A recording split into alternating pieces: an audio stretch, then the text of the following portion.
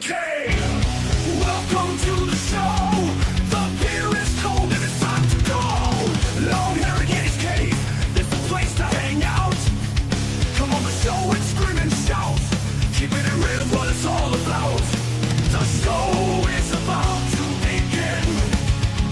We have everything here aside from a dog called Will.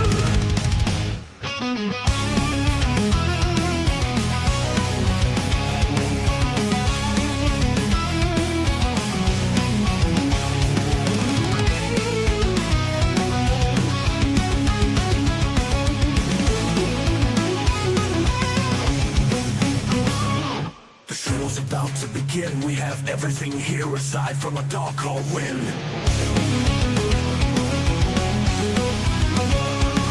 The show is about to begin. We have everything here aside from a dog called Will.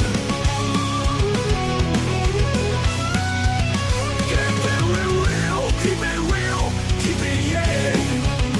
Welcome to the cave, welcome to the show. The beer is cold and it's time to blow. LongHairedYeti'sCave is the place to hang out. Come on the show and scream and shout. Keeping it real is what it's all about. The show is about to begin. We have everything here aside from a dog called Win. Come on, Win.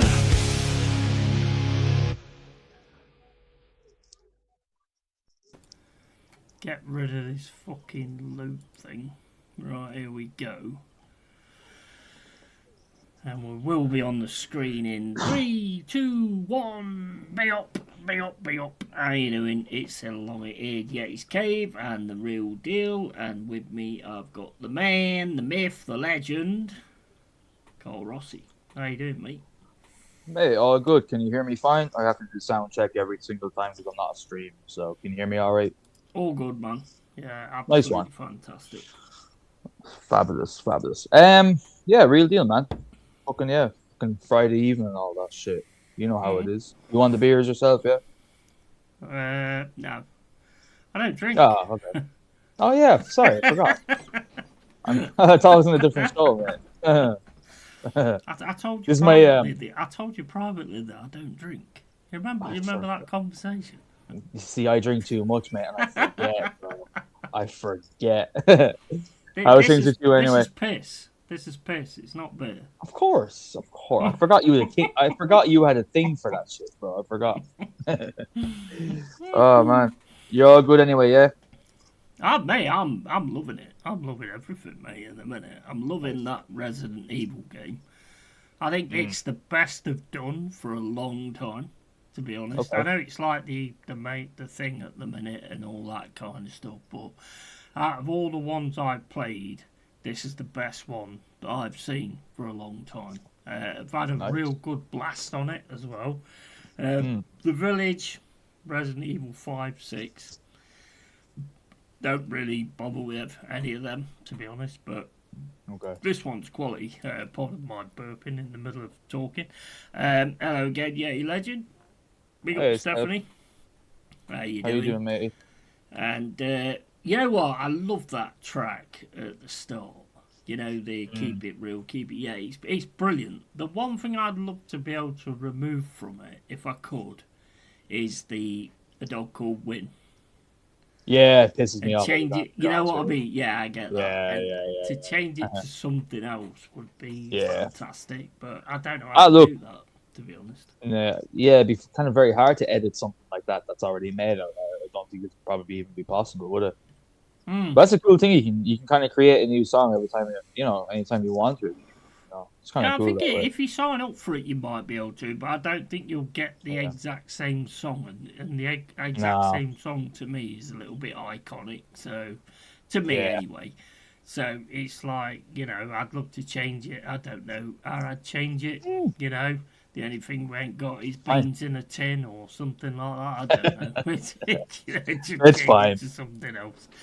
Big up Alan Joystick, how you doing? I completed it in 2 days, and I'm 55. Yeah, well, I'm 52, and it's like, I'm doing it because I'm doing it like on the stream as well. I'm obviously not playing it off the stream, so obviously it's good. I would probably, I don't think I'd like to do it in 2 days, to be fair. I mean, it just depends, really. But I am enjoying it a lot. I think it's a cracking game.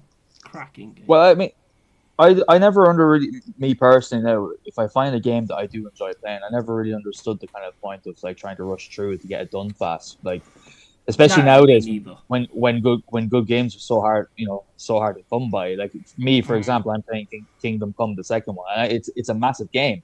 But even then, having said that, I'm fucking taking my time with everything, bro. Like absolutely, because I'm just thinking to myself, I'm not gonna have anything to play once it's done for God knows how many years. That's my mentality behind it. But sure, you're on stream too. You're talking to the chat, all that sort of stuff. So. Yeah. No, it looks quality in fairness too. I never really played the Resident Evil games on account that I'm an absolute big fat fucking pussy when it comes to horror games. But I enjoy watching other people playing. So it's a win-win. Oh mate, I tell you what, the first one is just legendary status. When I first played that, when the PlayStation 1 first came out, I didn't have it. My mate had it, and we went round his house and we was like watching him play it and stuff like that. And it's legendary. It really is. The first one is probably the best of all of them. 4, I think, is very close. 2 is fantastic. 2 is fantastic. After that, they just went a little bit sort of, we've got a license here, so we could just go wherever we want with it, and it just didn't work. And I'm the same. I mean, not that I haven't got other games to play. I mean, I have a shitload of games that I can play. Bro, you playing on the stream as well. You have so many. Every time we're talking about a game, you're like, oh yeah, I haven't touched that. Yeah, I haven't touched that yet, mate. I'm jealous. I'm fucking jealous of you, mate. Fuck, I wish I hadn't played those games. Do you know why? I'll tell you why, right? I'll tell you why I've got so many games that I haven't touched. Because most of them are classics, and I know they are classics. And in a sense, I kind of preempted that things was going to go to shit. So it was like, I don't want to play these quality games, because when the shit starts happening and there's nothing good out there, I've got these to fall back on, It's like banking. And I think banking that's why. Kind of. Yeah, pretty much, yeah. I mean, but what they're doing now is doing where you don't actually own them. And they can like take them off you, which I think's fucking disgusting, to be quite honest with you. Yeah. Come on, Coventry. Yeah, absolutely. Beat them dirty sheep shagging bastards. To both of you, what is the hardest game you ever played? To be fair, I was Spectrum Man in the 80s, and they were tough games. Yeah, I mean, there was actually. I can tell you the hardest one I've ever played, though. Go ahead. Was it Perfect Dark? I can't remember what it was called. What was it fucking called now? It weren't Perfect Dark, it was something else. And there was a boss battle where a guy was under the bed. And he kept coming out of one side of the bed and shooting, and then coming out the other. That was fucking Perfect Dark or something. I can't remember what it's called, but that was frustrating as fuck.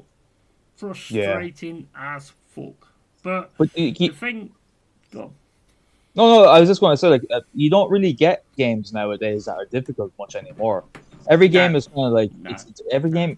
Anyone can beat any game that's out now, which is kind of mad. Which is kind of why I thought the first Kingdom Come was such kind of a relief. It was like a throwback to actually you really have to think outside the box to kind of know how to do shit in this game. And it was kind of a bit of a throwback in that regard. But nowadays, games are gone so fucking easy. Yellow paint. They pretty much play themselves, don't they? I mean, they look do. At the Resident Evil, and you walk in the room, and this is flashing, and that's flashing. Oh, go over here, and I'm not a big fan of it. You get used to it. I wish they'd have something in the menus where that doesn't happen. But then again, Resident Evil's always had flashing things anyway. Which is fair. You can kind of understand it in that respect, but. A lot of the games now, they have that thing where you can scan everywhere and just see everything. Yeah. One thing I'm not keen on with Resident Evil 5, 6, 7, 8, 9, 10, one the fucking hell, whichever one it is. I think it's 9 now, isn't it? I'm not keen on is looking on the map and seeing, oh, this is here, that's here, and that's here. Yeah. To me, I'm not that's not for me, to be quite honest with you. You see, I suppose nearly every game nowadays has to kind of bridge that gap with their brain rot of, most people nowadays are so used to having easy games that if you make something nowadays, it's fucked because if you make something too hard, everyone's just going to give it up straight away. So you kind of have to bridge it a little bit, which is a shame. It's a shame. Back in the day, you had to be dedicated to finish a game, like properly dedicated. Back in the fucking day, so to answer that question for me, relative to the time when I played it, I was quite young. Was when I tried to play Morrowind from Elder Scrolls. Oh, God. I couldn't find anything. I could not fucking find anything. I didn't play that one, actually. Yeah, it's great. It's a fantastic game for the time, but oh, Jesus Christ, I had such a nightmare. Just locating where the quest is telling you to go. You literally need a fucking dictionary, a map that doesn't exist, internet that wasn't widely available either, and you need a friend next to you to tell you who's finished the game. For me, I struggled with that, so that'd be my answer. Morrowind for the time. Yeah, I'd probably have to put Dark Souls in there as well. Yeah, because that can be horribly frustrating, but at the same time, it can be massively enlightening when you actually manage to get through what you're trying to do. Like when you get a boss and it's satisfying. Like, bastard, it keeps doing this, it keeps doing that, and all this kind of stuff. A bit like Resident Evil Requiem, where you get better at shooting the head, which I'm getting really good at actually catching it, even though wherever the movie. I've noticed, you're improving, all right, So I mean that's another thing, but I think that's what it always has to be, where you sort of go through and then keep doing it and then just get on with it. But yeah, I mean, toughest games for me. I mean, I think I don't mind tough games, because a tough game, when you actually manage to do it, you have such a feeling of, I fucking did it. Exactly. I fucking did it. I owned that shit. Well, that's what made me fall in love with the first Kingdom Come. I found that was the first game that I had tried in a long time that gave me that feeling where it felt impossible. But because the team of the game is so good, I know you have to play it, so I'm not going to spoil anything. But because the team, the whole game is exactly up my street, I kept trying. And, when you finally learn the combat system, when you finally beat an enemy that you shouldn't be beaten, even when you find an item that's not even lit up, that's telling you to find a needle, literally a needle in a fucking haystack. And you fucking have to look forever, and you find it gives you that satisfaction. You have to work towards it, which is always a better result, a reward factor in your brain, Absolutely. And I'm a joystick. Big up to I'm a joystick, by the way, and Stephanie. Big up, mate. My favourite game is The Last of Us and Final Fantasy VII, but for storyline, I love Detroit Become Human. Do you mean Final Fantasy VII when it was on the PlayStation? That was fucking awesome. I loved that. Absolutely loved that. They've remade it now, I think, is more of an action game instead of a turn-based combat thing. Not sure how that works, but I'll probably have a look at that at some point.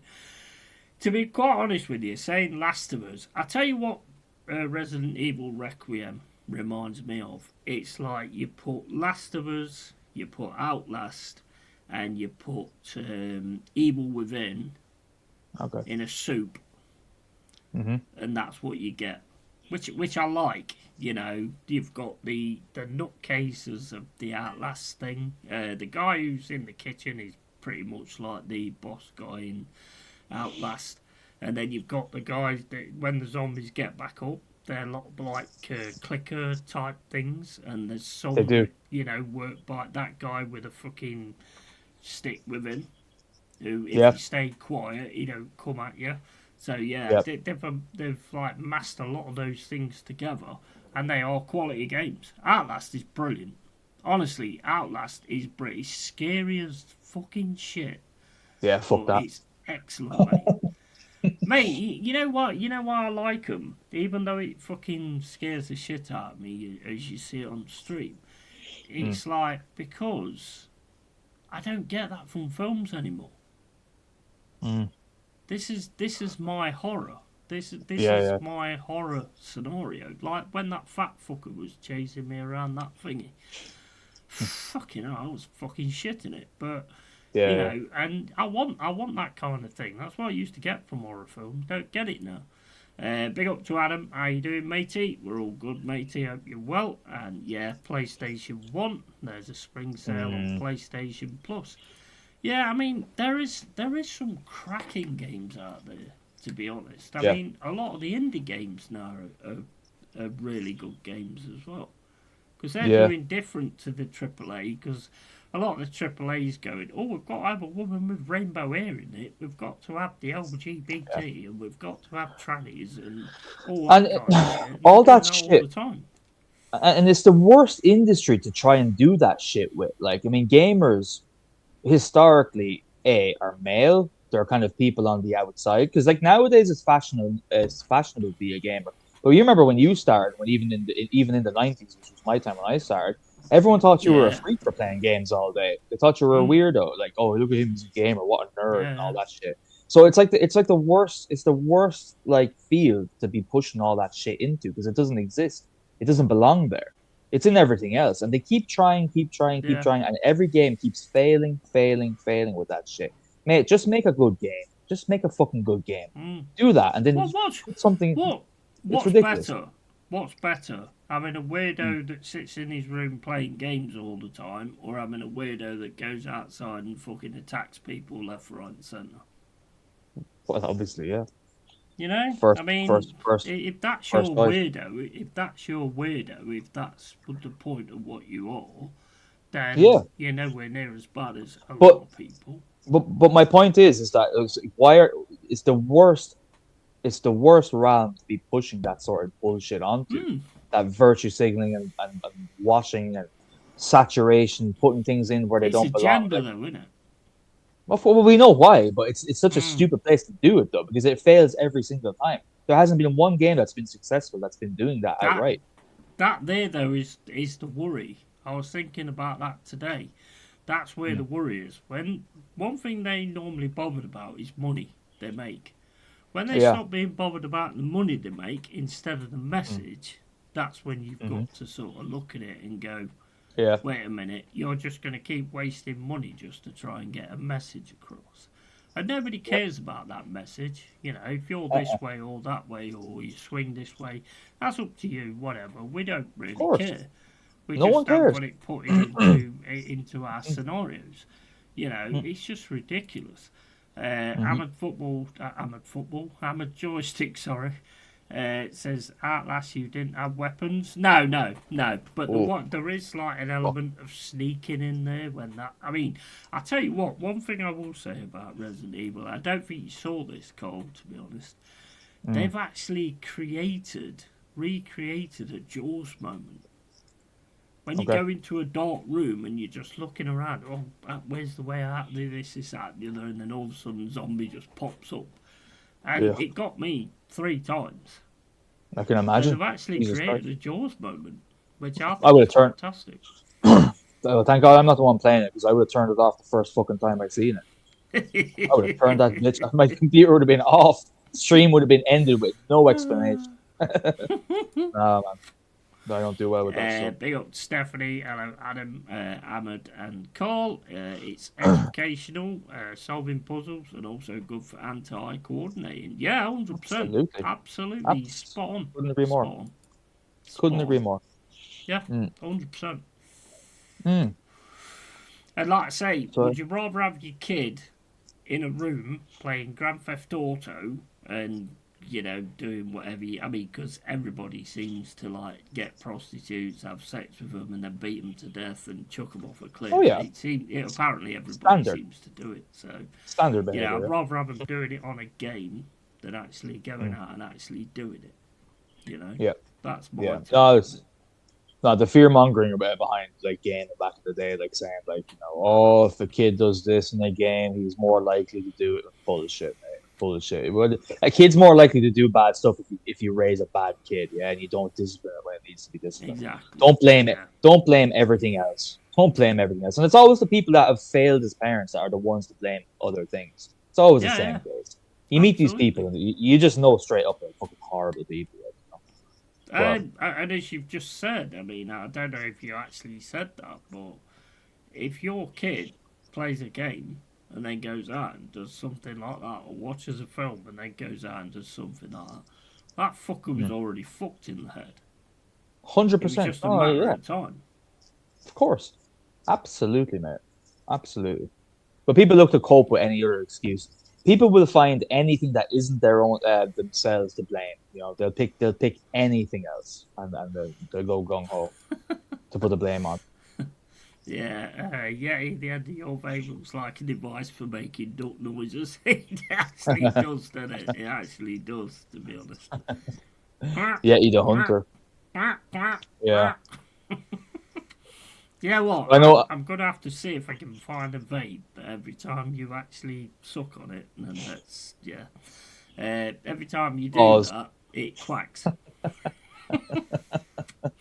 Can you imagine that if every time you do it, you go, wah, wah, wah. Yeah. Yeah, mate. I mean, I can do it for you. If that's, if that's what you're into, then I can do that every time I take a check on the vape, I suppose. I look after your audience, ain't you? If that's what they want. Well, there you go, mate. Yeah, there you go. Are you going to cover any of the FA Cup tomorrow over the weekend? I know Forest aren't in it, but do you have any interest in watching the cup? Who's playing tomorrow? So I know our game is at 8:00. Then Thanks for reminding me that Forest aren't in it, by the way. Oh, I just said. I forgot. So we have City Liverpool in the morning. Well, early afternoon. Interesting. Chelsea Port Vale 5:00, and then Arsenal Southampton at 8:00. So. Yeah, I might do. I might like 12:45.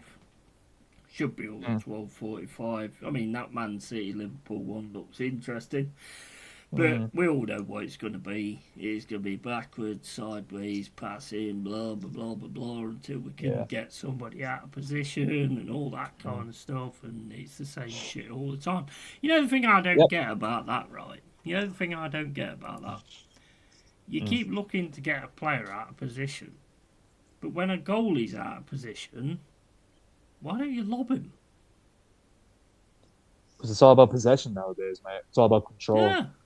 It's all about control at all costs. Even when there's even when there's a chance to take a shot outside the box, even if the keeper's off of his, on his line or off of his line, players are just so controlled nowadays. And I'm speaking on behalf of my own club mainly. Like, players are just they don't want to take a risk that may lead to them losing the ball, which is a big reason as to why this game has become unwatchable now.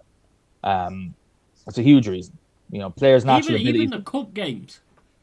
That's the thing I have a problem with, because cup games I always look at is you just turn around to the team and go, forget the league, forget all about the league, just go out there and play what you can play and fucking win that game.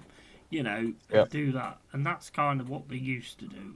But now it's still the same. It's still like, oh no, we didn't lose to these. And, it's fucking pathetic. Penguin settings. Bad weather this weekend, I'm afraid. Yeah, I mean, that might make the games better, to be honest. Because, there's nothing like watching a football match when there's fucking rain and pitch is wet and tackles are flying in and fucking flying right and to the side of the ground. And at least we'll have an excuse if we lose. It's been raining, so thank God. So win-win for me. Win-win for me, mate. Win-win. Forest play Thursday in Porto. Yeah, I mean that's going to be a big one as well. I don't. This international break seemed that it's gone on forever. I don't know. I know we say that almost every time, but this one in particular felt very, very fucking long. We're not back to the Prem until April, are we? Yeah, next weekend is when the Prem's back. Next weekend, is it? I believe so. Well, Friday or something, I think, is the first game. That's a long stretch, right. Like. Yeah, I mean, I thought it was fucking April. I've got my head mixed up. No, you're right. It is April, but it's Friday the 10th. The 10th, like Friday, West Ham Wolves at 8:00. Oh yeah, it is. We are in April, aren't we? That's where I'm.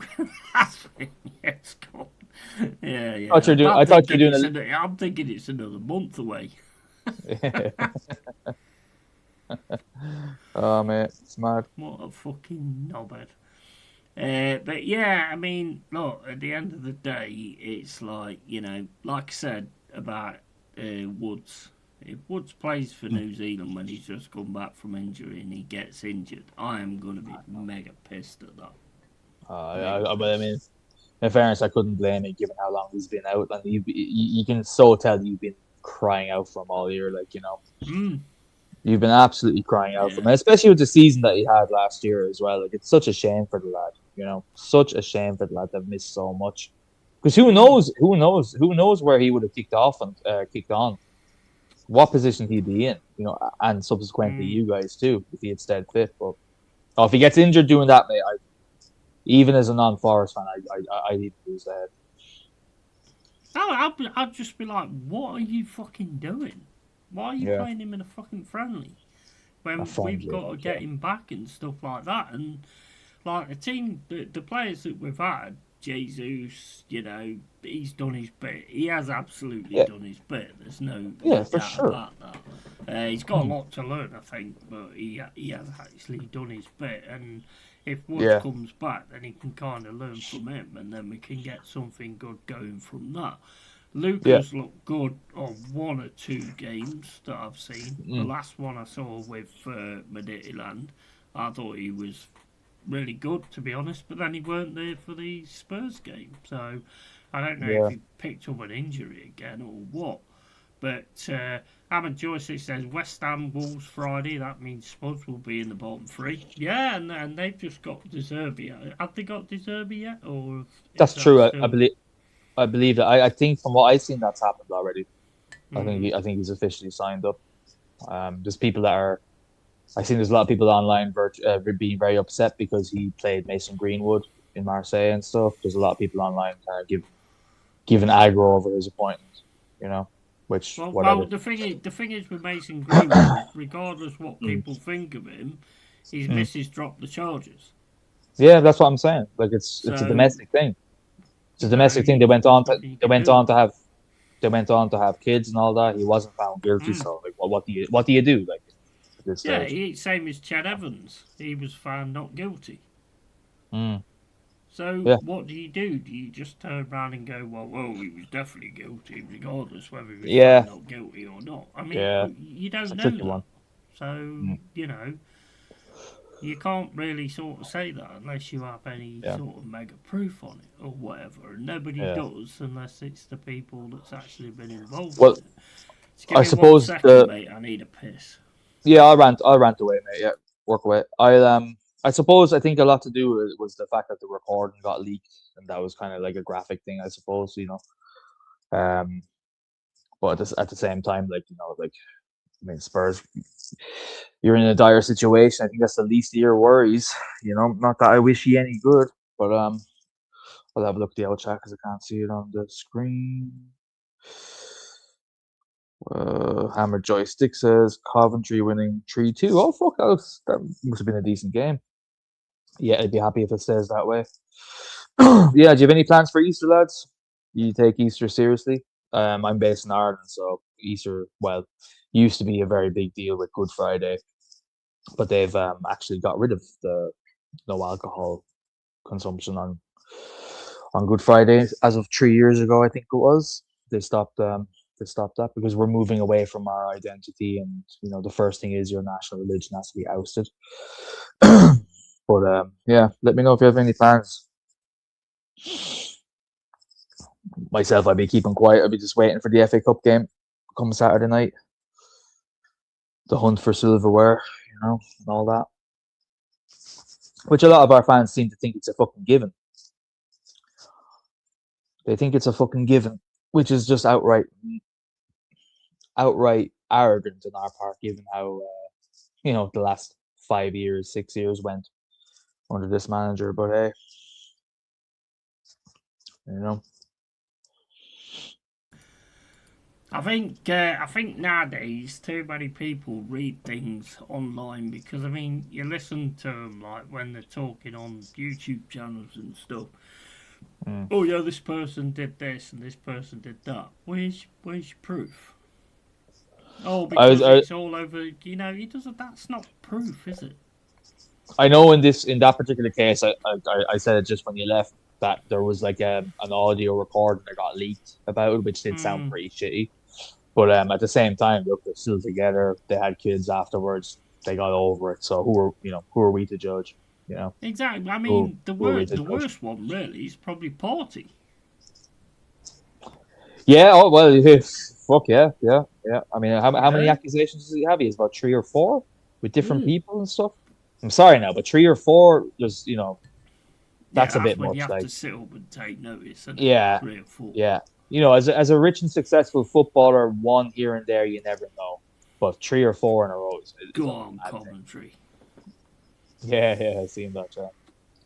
But yeah. Yeah, but I mean, it's like, and the problem is now, I mean, it's like when the Epstein thing came out, and it's like you've got all these AI things of certain people. I'm not going to mention the names or anything like that. I don't need No, to. But don't. you've got all these AI things in there.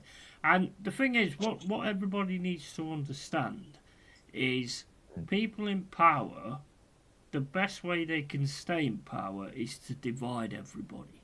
You know, Yep. that's why you've got a black snake. That's why you've got a colour swap and all that kind of stuff. It's all there to make you go, you know what? I've got a fucking big problem with that. And then Yeah, there'll exactly. be people Yeah. that go, I ain't got a problem with it. And they Yeah. are, because why they keep us divided and fighting each other, we ain't gonna watch what they're doing. It's the old classic of look over there. Look at what Divide they're and doing, conquer, mate. not what I'm doing. Yeah, exactly. Divide and conquer. Yeah, it's the oldest trick in the book, and it's the best trick in the Of course book it because it is. works. It's been Yeah. working for for thousands of years, unfortunately, 100%. and we never wake up. 100%. You know, you have I people mean, you have people that go into the street and actively protest against that. Those protests are aimed against other civilians. Meanwhile, the people in offices and the people that are raking in tax money are just sitting there looking at y'all, laughing. And I don't of blame course them you for are. laughing. Mate, No, honestly, I don't. as horrible, as evil, as satanic and demonic as they are, I don't blame them for laughing at us because No. we are that stupid. And Yeah. as long as we remain this stupid, we don't deserve any better than this shit treatment that we're getting now. We don't Nope. deserve it. We don't deserve to be better if we don't Absolutely wake not. up to it. So I'm at the stage now, yeah, where I'm just like, I'm not even getting upset with it anymore because I understand it to a level now where No, I pretty don't. much I don't. I don't bother. I try to let people know from time to time, not being too pushy with it, but like you just know you're at nothing. You're at Yeah. absolutely nothing, and it's never going to really change, mate. To be quite honest with you, so just do what you can and hope for the best. That's all you can do. The fact of the matter is they have dumbed people down, and Coventry, okay, Coventry on my mind, and COVID was a big part of that.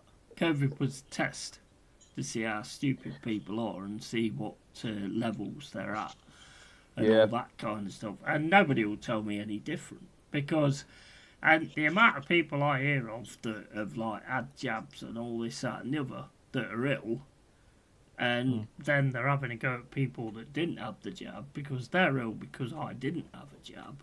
Yeah, literally, But yeah. basically, you're ill because you did, you fucking idiot. Everybody I know who hasn't had it have been absolutely fine. It was a complete scaremongering thing. It was a complete test to see how people, because they like to test people to see how they handle things and how they go. And we don't mean shit to them, even though they're billionaires because of us, you know. But we don't mean anything to them. You can't trust any of them. None of them. No, and there was even there was even talks like whispers, should I say, of lockdowns being possibly discussed as a measure to kind of thwart the fuel crisis, which in Ireland, for example, everyone's crying about the price of diesel and petrol and Can't they everything else. walk? But meanwhile, which yes, but also on the same front, that Ireland, we tax fuel here at 60%. So right now it's €2.15 for a liter of diesel. 60% of that is government taxing. So all they would have to do is stop sending money abroad. Yeah, that's all they'd have to do, and cut the tax down to the standard VAT rate of 23%, and that would actually bring the price down lower than it has been in 10 years. But no, they're there playing, like you just said, playing a game, pitting people against each other, and just saying, well, we have to wait until this thing blows over and hope. Like, shut the fuck up. And you have people believing that. You have people ringing me up 100%. telling me the news. Ringing me up telling me what's on the news. Mate, you don't need to tell me that. I know what the agenda is. Anyway. Do you think it's coincidence that everything that goes off in the world always hits our pockets? Every single time. Yeah. Every single time. Every single fucking time. Yeah. And there's even countries that don't get their oil supply from the region that is currently affected that are doing the same thing. And it's like, okay, fair enough, dude. Why? But no, it's what it is. But we're too stupid to recognize it yet. Why trust billionaires? Because billionaires eventually are going to have done everything on the planet, so they're going to be bored. So what's the next thing you can do to entertain yourself? Fuck around with people. Fuck around with us. And people don't even have to become billionaires to get into that sort of a thing anyway in the first place. It takes they get there a lot quicker than reaching billionaire status. So you imagine what they're actually like then. Oh man, it's all fuck. But as I said, I'm at the stage now where I'm done giving a fuck about it. I'm just totally done. I've done the research. I agree, mate. I totally agree. I don't even take no notice of it anymore. To be honest, I don't. Even on social media and all that kind of stuff. Even most of the stuff where you get somebody saying, "Oh, Arsenal are about to sign this player," or Forest are about to sign this player. I just take it with a pinch of salt because it's so easy to do just to get fucking clicks and likes and all that kind of stuff. It's so easy to do. So I just don't... Mate, until it happens, I ain't bothered about it or anything like that. It makes no difference to me, to be fair. And the worrying thing for me, though, is how many people are in the chat. And there's a lot of bots as well. There's a lot of bots that's there to fuel it as well. Oh, so if you a huge amount. Huge amount. And I know where they're coming from too, by the way. I know where they're coming from too. I think you know too. But we won't say that on air. We'll be assassinated, mate, if we say that on air. Well, yeah, absolutely. But it's like, it's just a shit show. And we're just in the middle of all of it. I know. And it's ridiculous. And that's why I've just come to the conclusion that, life is mad enough as it is, even in your own worldview, your own little small worldview that is one little human that is an ant on this planet. But at the same time, that's what I'm focusing on. I'm focusing on those around me, my friends, my any animal that I have the pleasure of calling, a family member, wife, the family members that I have that are decent people. That's it, and that's where I'm putting all of my energy into because the world is totally fucked. So. And anyway, me being clued in, you being clued in, it ain't going to change shit because the masses never will bother anyway. So focus on what you can change. Did you notice that Led Zeppelin comment on when I was doing? Did you not see the 10 laughing emojis right now? I did see it. I was dying. I was dying, bro. I was dying. I was crying, bro. I realized it was. That's what I always love. Like you throw them in there with just such subtlety, and it just kills me, bro. It's so funny. I very well thought. Don't you worry. But I'm just let you know. I send you a super chat after this, mate, for having me on because it's only fair, right? Yeah, it's the only reason It's the only reason I'm on anyway. Yeah, well, yeah. Make sure you drop loads of memberships and all that kind of stuff because I'm giving you attention, so make sure you do that. Of course, it's a fair trade. I know the arrangement, bro. I know the arrangement. Lockdown can do one. I'll be honest, lockdown didn't make no difference to me at all because I don't want to be around fucking people anyway. So. That actually was like, I've now got a reason not to be around people, so I'll have this. If you caught me out in the street, I was like, I'm good with this. It's funny that you say that because me and my missus we're very similar that way too. Like we love, we're introverts. We stay on our own. We love just hanging out, playing games, watching streams and stuff, and having a laugh. So when the lockdowns did come in, we were just like, "Fuck it, this is class." I didn't have to go to work for 2 weeks. I was actually able to remote work, so I didn't lose any money. So it was a Yeah, win-win for me. It was great. But at the same time, it was a principle thing, though. I couldn't believe that you're telling human beings not to leave their house. You have people that they have family members dying in hospital from different reasons, and you saying you can't go visit them. I was going crazy on that. But for me personally, this was great. This is class. This is fucking brilliant. do you know the best one? The best one that you would look at and think people are gonna key into this. Pubs have to close at 10 o'clock. Yeah. Because that's when COVID comes out. COVID comes out at 10 o'clock. And tape your fucking letterbox up because it'll get you. COVID, it's not COVID, it's fucking Metal Gear Solid. It's nocturnal SAS. COVID. Nocturnal COVID. Yeah, I did you have this bullshit rule in the UK? I don't know. We had this in Ireland, crap, that pubs would only serve you if you ordered food with your drink. As if I don't know if you had that in the UK. We had that in Ireland. That's what they started doing. Oh, you can go out. We had that. Oh, well, thank God you're not that retarded. Because I mean, honestly, the level of control that our government has here. So But like if they were you saying, don't have food, then you're gonna spread COVID. you would basically go to a pub. You would have to order a plate of the worst food you'd ever have to have a pint. And then, like, you're okay. You can sit there. You can be there. You're welcome here. Mate, can I just get a pint of Guinness there, mate? Get the fuck out, you fucking disease-spreading bastard. Mate, it's theatre. It was theatre at that point. It was theatre. Bro, I was just the funniest thing that I've ever seen in my life. Have you seen The Wind That Shakes the Barley yet? I haven't, actually. No, I've never seen that. Great film, yeah. But then again, you won't have a clue what it's about because it's about your fucking dickheads ruling over Ireland, so you won't know. But it's a good film. It's a good film. I remind you. I've never actually seen that. No, I'll have to. Yeah, Cillian Murphy's in it. And, I love Cillian Murphy. Yeah. Did you see the new Peaky Blinders film, mate? Is it about us stealing your potatoes, then? Oh, Jesus, yeah. I'll explain it in a way that you will understand. Yes, it's about the occupation where you stole our potatoes and you were guarding our potatoes on our land, and a bunch of lads were saying, "No, we need them back against all odds." And that's basically it. Oh yeah, I'll have to give it a watch. I've never really bothered with it, but I mean, I'll definitely give it a watch. I like to see some like history stuff and all that kind of stuff. So. Yeah, I'll definitely give it a watch before that Devil Rides Out that Jez keeps telling me about, which I keep trying to get, and it just won't start on the stream. I've tried to watch it a few times, it just won't start on the stream. So okay. I haven't been able to watch it, but is that an old school horror film?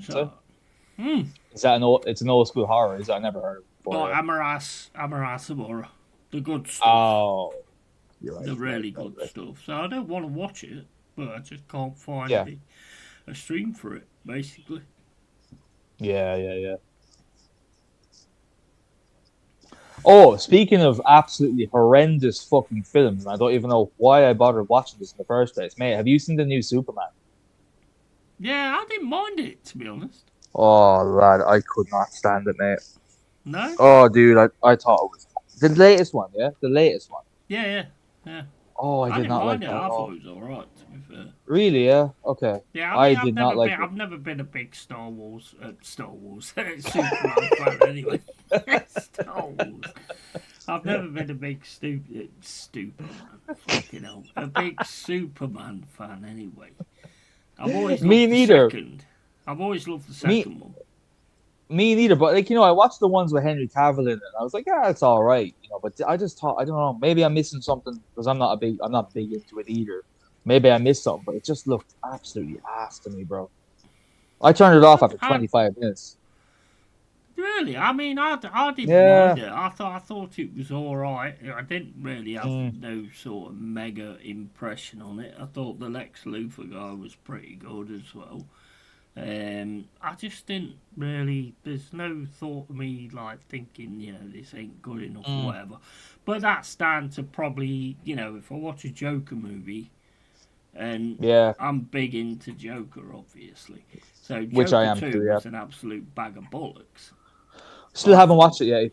I couldn't. Yeah. I couldn't bring myself to do it, mate. Because like I Mm. had the memory of the first one with Joaquin Phoenix, and I loved the first one. So I don't love want the to ruin. first one. Second Yeah, one is just shit. you see, you told me it was terrible, and I usually try to avoid, that sort of stuff. But I heard it Second one's everywhere. terrible. Oh, yeah, total shit show. So I didn't. I still haven't watched it because of that. I don't want to ruin the impression of the first one that I have in my head. Yeah. But I love that one. Yeah. And I never thought someone would be able to I won't say match, but like make me enjoy the Joker after Heath Ledger. But he did in the first one. Yeah, I thought he was brilliant in the first one.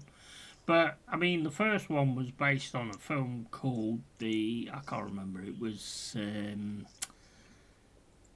oh, mate, what's the guy's fucking, I can't remember. I'm thinking Edward Scissorhands, but he didn't write it. Okay. It was a different name, I can't remember, but it was based on The Quiet Man or The Laughing Man or something like that, and then they decided to call it The Joker, and it's a brilliant film. The first one is class, absolute class.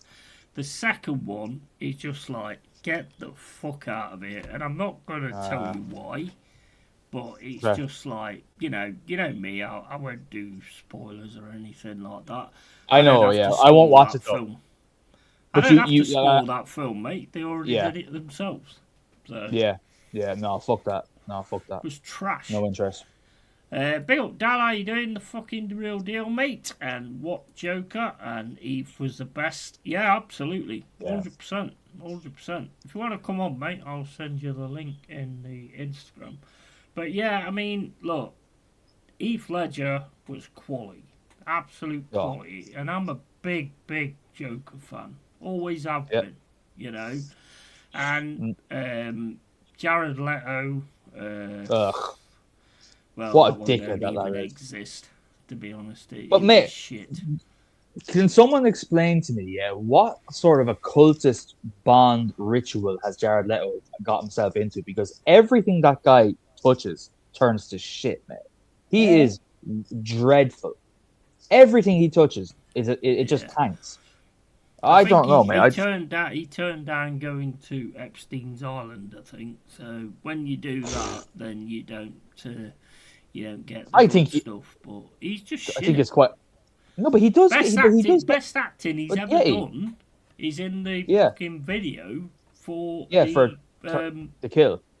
Yeah, that's it. Yeah. No, but mate, I think it's quite the opposite. I think that guy has some mad dirt on the entire industry to keep getting these roles after them all the time. He keeps getting them. He got something again recently. I seen. Can't remember what it is. He keeps getting these mad roles. Skeletal. I don't get it. Yeah, is that what it is? Yeah, he's skeletal because they don't want anybody to see his face. Yeah. That's the only thing I can work it out as, That's the only thing I can work out of it. I can't stand the face on him. I don't even like his music. I'll be honest with you, I just don't like the guy. Oh mate, I love Hurricane. Is it Hurricane? There's one he does. Attack? Is it Attack? It is. No, it's oh man. I can't remember what it's called. I'm sure it's Hurricane. Actually, maybe it is, mate. It's like a big. Yeah, she was. She was mad into them. Yeah, proper Second emo. Day from Mars or whatever they're called. Second Day from Mars. What are they called? 30 seconds to Mars, bro. You're about a day and 3/4 too far. Yeah, that song I think is quality. I'm sure it's Hurricane. Yeah. Don't play it, mate. Don't play it. No, I'm not playing it. I'm just looking. Yeah, okay, it is. Okay. It's Hurricane. Okay. That is a brilliant song. A lot of bands do brilliant songs, but then do shit after that. Requiem for a Dream was good with Leto in it. I ain't seen that. Not seen that. Nor have I. I've heard. I have heard that is good. It. I have heard that is very good though. Dad. That's one I haven't seen. So maybe I'll give that a go to kind of redeem that little twatty fucker. Hurricane is a great tune, mate. It's quality.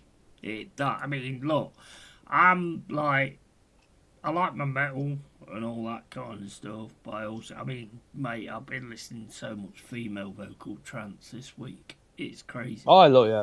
I Yeah. love it. Anything that's creative and they've actually created something, I just think is amazing. Absolutely amazing. And I respect it massively. 100%. Absolutely.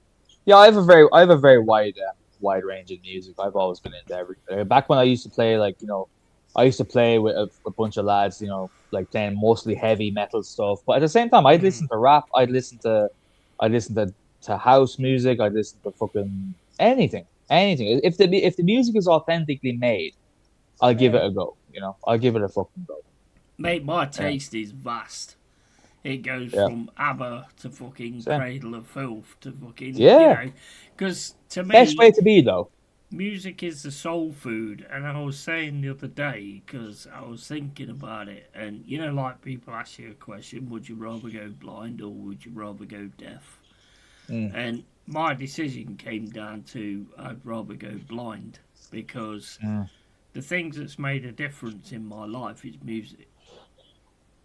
I could not be without music. I mean, I might walk into everything while I'm listening to it, but sure you do. You do that anyway. Yeah, you do that anyway. That is true, and I do triple stairs as well. This Is War is a great album. Yeah, I like some of the stuff. Some of the stuff's a little bit too soppy for me, to be honest. I do like some of the stuff from them, though. I listen to metal, punk, ghost, post-punk, goth, ska, and jazz. Yeah, mate, music is quality. If it's done well, it's quality. Even some pop tunes are good. What is it? Snap, fucking Rhythm is a Dancer. It's a cracking tune. It's a cracking tune, whether you're a metal or not. Even back in the day, Michael Jackson, man, he came out with some fucking bangers. Whether you're into it or not, man, you have to appreciate it. Like, it's not my type, but like, I heard, what was it? I heard beat. His I heard best tune was "They Don't Care About Us." Yeah, listen to the lyrics of that. Spot on. The lyrics are profound, but I just as music in general. I heard "Beat It" the other day. Just came on the radio when I was driving home from work, and I was cranking that motherfucker up on 30, bro. I was like, oh, that's a fucking banger of a track. Especially back in the day. Yeah, man, he's proper talented. He was absolutely brilliant. Probably taken out as well, to be honest. Got totally shafted, by the way. Got totally and utterly shafted, so he did. Poor bastard. Same Anyway. as Prince. Prince was amazing as well. Prince was fantastic as well. An absolutely underrated guitarist. A lot of people don't even remember him for his guitar ability. That guy was a virtuoso. So I think he could play every single instrument. He learned how to play every single instrument. Yeah, every single one. Yeah. Yeah. That is insane, isn't it? Yeah. Speaking of which, do you know what? Speaking of musical interests that ranges to madness, I picked up a banjo recently. I don't know if I told you. Just because I really like kind of like grassroots type of music. I've been getting into it all the way from like. It was out of tune though when you played it. Yes, it was. It was. I know. I fucked up, but jokes aside, I'm really enjoying it, man. There's something so grounding about that kind of music. It's it's music that speaks to the souls of people that have absolutely nothing, kind of, I could tell it was out of tune when you played that Inga Waller Led Zeppelin thing. I could tell it was out of tune. Whatever it's called, Wally Wonder or whatever. I don't know what it's called. But, Wally Wonder, bro. Kashmir, mate. It's Kashmir. Yeah.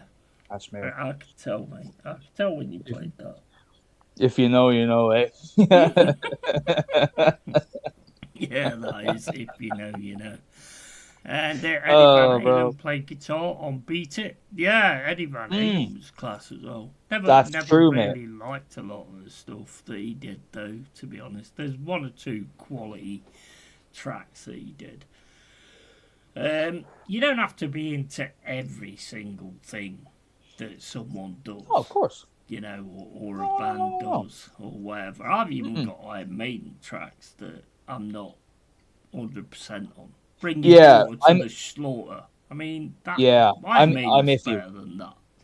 Yeah, I've always been a bit iffy with Iron Maiden. With me, I like them, but it's not my 100% go-to for metal for me. I respect them massively, though. They have some amazing tracks, but they're not my. They wouldn't be my top tier for me.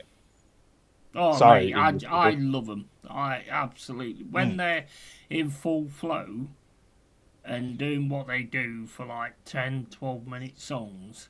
Rime of the Ancient Mariner, the Empire, the Empire one as well. It's just fucking. Oh, honestly, there's nothing better.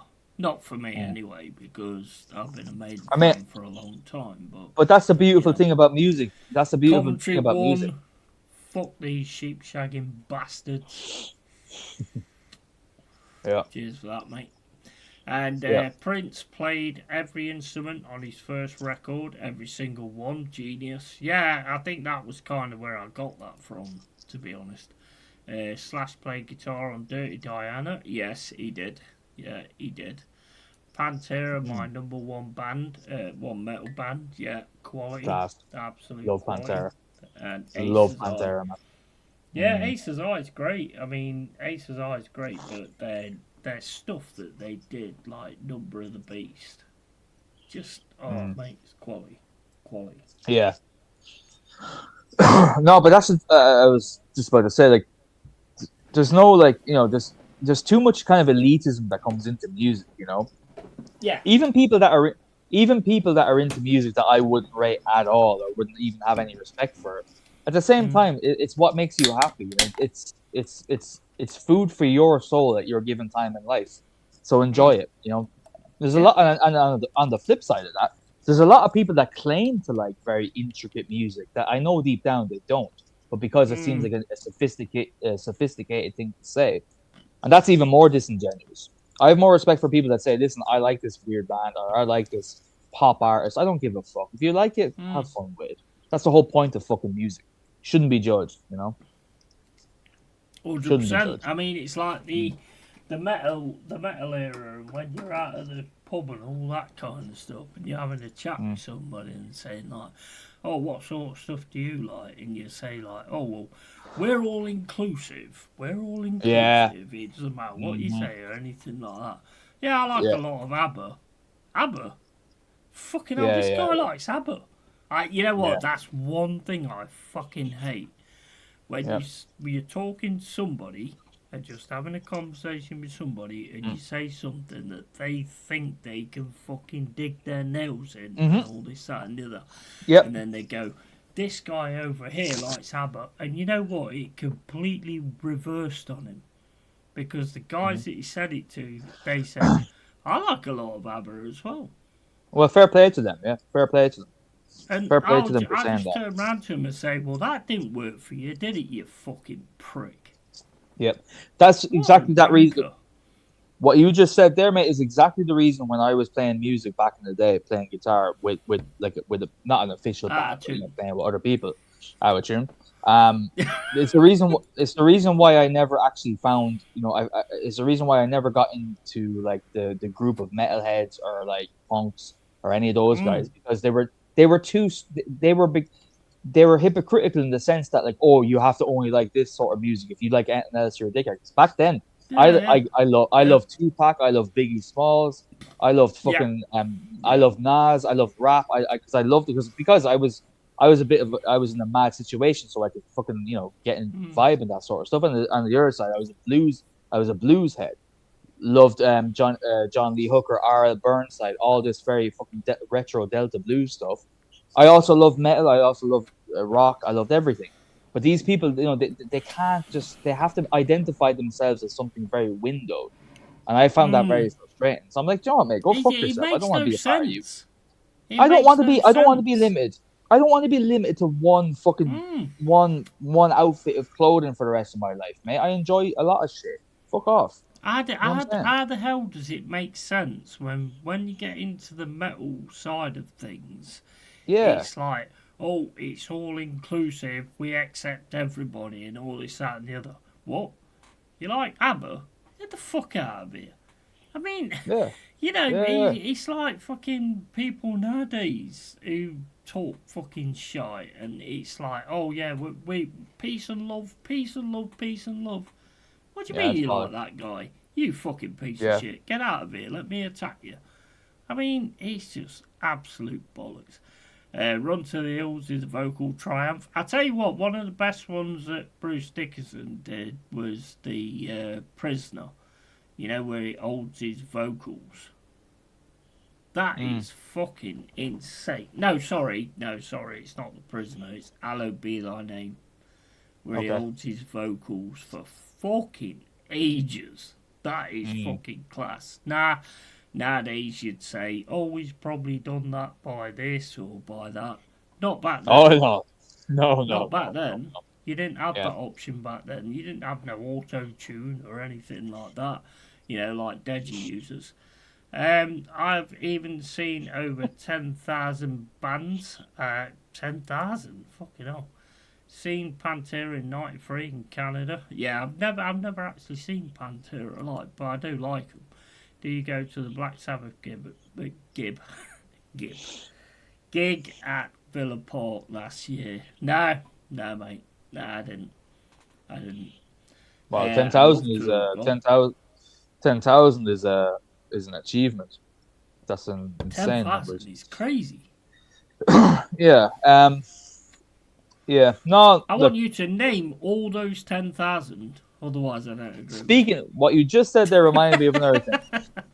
Did you ever bump into a metalhead? Yeah, bump into a metalhead, one of those prick metalheads. You say, "Oh, like, what kind of music do you like, bro?" And you're like, "Oh, well, I like everything, but like, you know, right now, like, yeah, I like Iron Maiden, I like Metallica. Name the third track on this album. Oh, if you can't name that, you're not a real fan." It's like, mate, I will punch you in your throat. Get the fact that you would even ask me that, you're less of a fan anyway.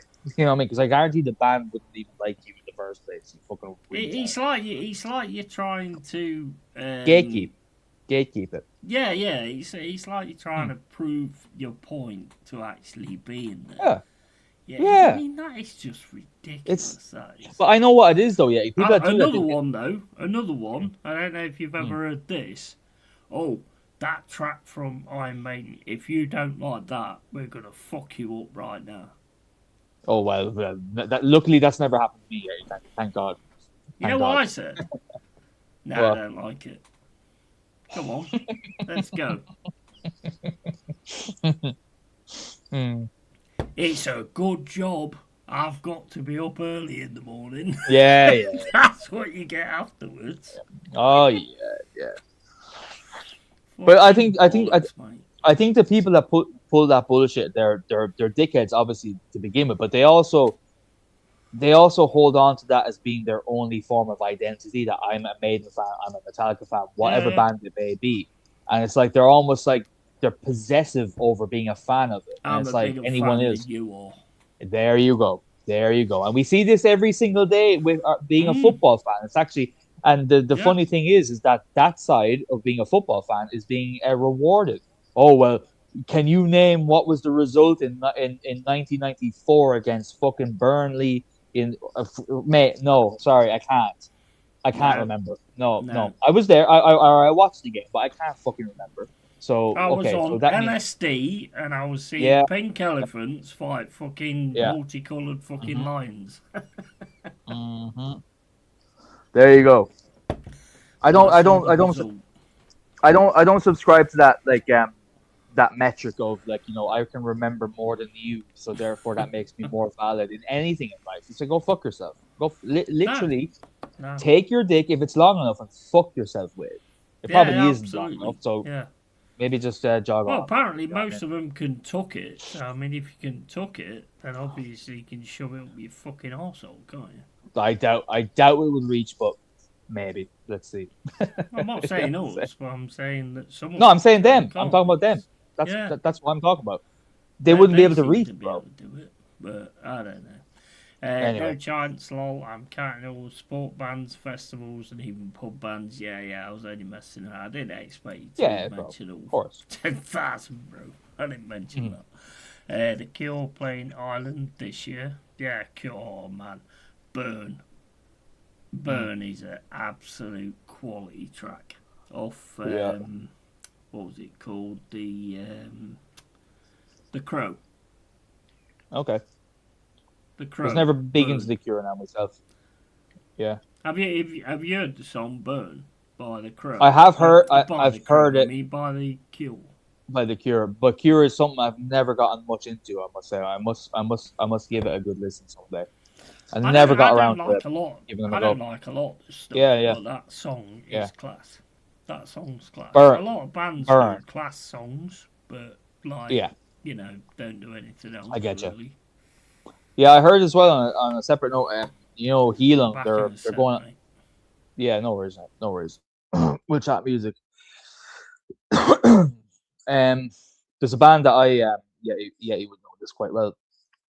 They're like a very, I suppose, like a archaic kind of pagan band that do amazing kind of throat singing and stuff. They're called Heilung, Heilung. I don't know if you've ever heard of them, but they've been coming to Ireland like for the last good few years, and I saw them for the last 3 years. Amazing, amazing spectacle, and yeah, I just heard that just about I think it was yesterday. I heard that they're taking a year hiatus away from music, so that's my gig plan gone. Um, let's start there. I'll try to read the chat if I can. Dropkick Murphys, anyone? Yeah, absolutely. That's the thing, mate. There's just so much good fucking music. Absolutely, so much good music, and you have a good taste there, my friend. Hammer Joystick. I think it's my first time chatting to you, so big up to you. Yeah, I love being from Ireland. I'm half Irish, but being living in Ireland, like some of the traditional music here is insane. Like if you go to if you go to the right pubs, right, you could literally walk into a quiet little pub that looks rough as fuck from the outside, and you'd see three lads. One lad would be on the banjo, one lad might be on the accordion, one lad might be on a fiddle, and one lad might be on a harmonica and sing. And you'll hear the most amazing fucking music for free, basically, as long as you just buy yourself a pint. And it's class, and you can spend like 2-3 hours there. It's a free gig for yourself, like it's unreal. Especially if you go to the places like County Cork or in Galway, you'll see some mad, mad, mad music. Yeah, that was a quick piss, mate. Yeah, I mean, what did you think about what? I don't know if you sent it to me actually, but what do you think about what Conor McGregor said about running for government and stuff like that? I actually quite agreed with what he said, to be honest. Oh fuck. Yeah. Well, that's long gone. That was ages ago when he's running for presidency, which the same old got elected as typically in this country. Yeah. Look, the messages that he was relaying were akin to a lot of our concerns that we have as public here. But mate, he's hated here. He's absolutely hated. Yeah. Some of it, Yeah. some of it. Even that, I mean, I'm an MMA fan. I'm a realist and all that. But like, some of it is warranted. Like the guy, like he's done some bad things, and the way he carries himself isn't probably to most normal people probably appropriate for a government. But then again, in my opinion, it's probably someone like that needs to go in and shake things up. But he never had a chance to run it because in Ireland, the political system is so beyond corrupt that if you're an independent person that isn't already backed by a party, you have to get backed by 6 or 7 major people in parties to even have a chance at running. So he was never going to get that. So it was to me, it's a bit of grifting as well. Yeah, I'll be honest with you. It's a bit of grifting on his part. I'm sure he cares about Ireland and all that to a degree, but I think he knew full well he had no chance. He was just garnering attention and all that. So I just like what he said. What Oh, he me too. said Yeah. was the reasons for not doing it. I think that's shown me like a different side. I know he's in front of the camera, so he might say anything, but what he said Yeah. that anything I'm involved in becomes like a clown show because that's kind of Right. the Okay. way things are at the minute. So, and Mm. like he said as well, the thing is if I had have got in there and not been like pushed out, I would Mm. have looked after those people as well. Mm. And Mm. you know, is it real? Is it not? I don't know because some people. I mean, you look at Ian Wright, you look at Mine Keown, and all There that you kind of go. stuff. They get in front of a camera, they want to make a clickbait and all that kind of stuff. So they say whatever, and he can do that because Yeah. he can Yeah. He's a afford to showman. do that and bow out gracefully. Yeah. So I suppose, I mean, I don't, you know what, I don't trust most things that anybody says, to be honest. Yeah. Dropkick Murphys, anyone? Yeah, absolute quality. Yeah, I mean, I've heard Yeah. like a few tracks.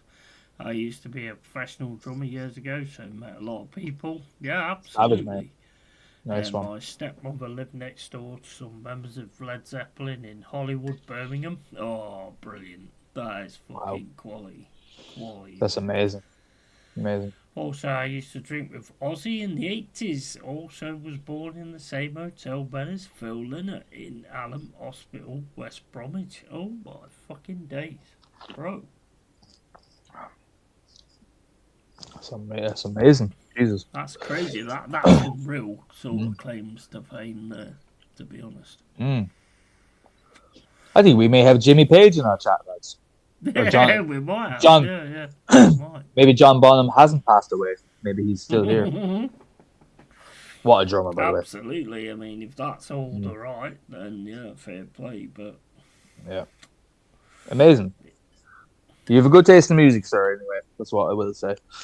Yeah, yeah. Yeah. I think music. I think like people say that beauty is to the eye of the beholder. I think music is to the ear of the beholder. You know, it's but that's whatever what you like and all that kind of stuff. It's simple Yep. as that. Yeah, and that's exactly what I said earlier, and that's why I think it's the one thing that angers me the most when people put an elitist spin on it. It really bothers me. It really pisses me off because it's relative. It's relative to everyone, relative to your life, relative to whatever dopamine levels you have naturally, occurring in your brain. If you're a depressed motherfucker like me, you will love the blues. You'll love downer, deadbeat shit. If you're a happy-go-lucky person, you're going to love pop music. It makes sense. It's all relative. People don't understand that because people are so caught up in the conal view of their own life that they can't see outside of that. That's why. That's why everyone wants to hit the age of 30 should be given a 4-gram dose of mushrooms, lock them into a room, and spend 13 hours just reflecting into your own soul and becoming very sensitive to other people, and then you might understand. Yeah. No, sorry, it was a deep rant there, but whatever. You know what I'm saying? No, I totally agree with you. I totally agree. I think I was out of tune where I was speaking. I think I was out of tune too. Yeah, sorry, my bad. My bad, bro. I think when it comes down to sort of like when you get to a certain point in your life, there has to be something that sort of drags you back. Same to me as like when you're a kid, you get drafted because I think most of the kids would not be the same now. And like taking over London the other day, like they did. They just there was tormenting fucking people left, right, and centre, and just nobody did anything. The police didn't do anything or anything like that. England is close to gone, mate. It's close to gone. Now I don't see this. I'm only going from like what I see on social media. So it's like I walk out my door, everything's fine. There's no problem or anything like that. I still make sure I'm carrying something though, just in case any of those scenarios do come about. But it's like it's just gone mental, bro. It's gone mental. I can't even get my head round how mental I know. it's actually gone. The problem is though, yeah, when you're looking through the world through a lens that is social media, and no matter how clued in you are, it's very dangerous. Like you just said it there yourself. You look out your front door, things are okay. If you're going out into the cities, if you're going out into London and seeing hell on the streets every day, then fair enough. But when you're looking like online, everything is polarized. Be it it's either everything is amazing and everything's perfect, or everything's going to shit. There's no middle ground. No. And when I like, for example, like, you could say the same thing about Ireland, but like when you go, I went to Dublin there recently. I was walking around. I told you this privately. I was walking around and said, yeah, like it's things are a bit different. It's not, it's not what they're telling me is via my phone on Twitter or X. It's not as bad as that, because they want to get that engagement family for whatever political side of things you're on. They'll find a way to hook you, and it's just go out and see shit with your own eyes, make your own assessment. Because I think that's the best advice, because it's like, if you, and I've always said this, if you look at the media, what they're saying and stuff like that, all it does is makes you terrified to go out your front door. I mean, if you look at the media, you're thinking that you can just walk out your front door and you've got somebody fighting about racism here, somebody fighting, and it's not true. It's not true. That's it. That's it. And that's it. Yeah. I mean, and the thing is, yes, things are changing. Things have changed for sure in ways that we don't want as similarly minded people. I think we are, but it's not as scary as the way that your phone is making out to be. And I feel so sorry because I'm an introvert. You're an introvert, and a lot of my friends who I see once every 2 years, if I'm lucky, are very introverted, and they're constantly going, "Oh, lad, I can't go. I'm never going to Dublin again. I'm never going to here again," because I'm like, mate, no. So just fucking go for yourself. I'll go with you if you want. We'll have a day out. Mate, come on, it's not that fucking bad. It really isn't. I'm not trying to like make out like nothing's wrong with the place. It's not that at all. But there's fear mongering going on, and now the legacy media used to do this, but they've tapped into independent media too now, and that's what's so scary about it. Yay! Hey, Hello, matey. How you doing? big up, fellas. It's been a minute. Yeah, man. Yes. Hope you guys have been well. All good, Very man. good, mate. How are you? Yep. Oh, not bad. Just finished up work for the day. Nice. So I figured it's fucking 2:30 in the afternoon. It's Friday. Fantastic. Got a bit of a frappuccino and got Yeti and Kark in the building. Cork. Kark. Captain Cork. But to piggyback on what you were saying, bro, I was just telling the wife the other day about being introverted, like working at home, 4 or 5 days a week. I don't think I could ever go back to cubicles, bro. I don't think I could ever deal with that social vibe anymore. I thought you meant toilets.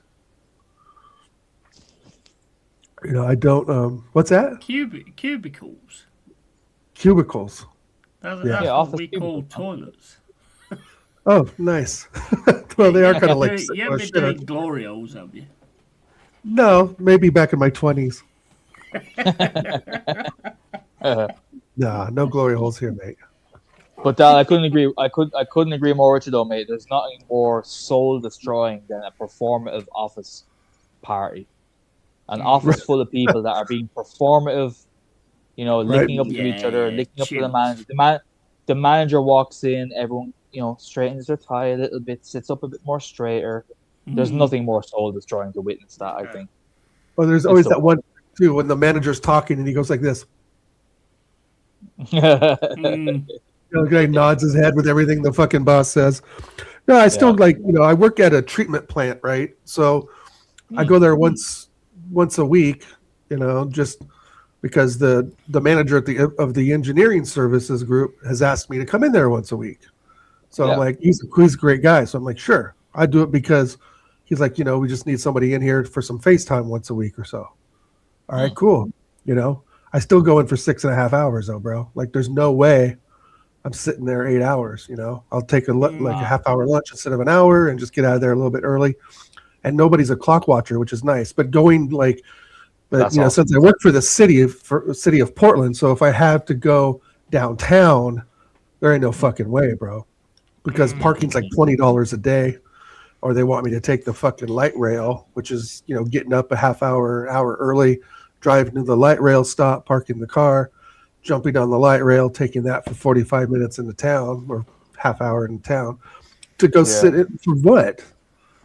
You know, for what? Just to say that I'm sitting there when you can contact me on Microsoft Teams all day long. All day. Yeah, I mean, it makes no sense. All day long. Does it? Makes no sense. And the thing, I feel so sorry for the amount of people that are stuck in situations like that, where, you know, I have a couple of mates where they're in your dreaded office jobs where they're in, you know, they're traveling, well, they're commuting to work by an hour, so it takes an hour to go in. They clock in at their office, let's say at 9 o'clock. Yeah. They're in at 9 o'clock. They finish their work by 12:30. Realistically, Yeah. pretty much their grunted work. If they're hard workers, they have it finished by 12:30, 1 o'clock. The rest of the day, they're just sitting around, not knowing what to do. Like you're back in school. Like you're back in school, and teachers telling you can't leave. Oh, you must check when you're going to the bathroom. You know, have a hall pass, as it were. And it's the most constricting, soul-destroying way to live. And I don't understand how still that's the standard nowadays. It makes no sense to me. And then like the surrounding coworkers, you know, they kind of want to be friends.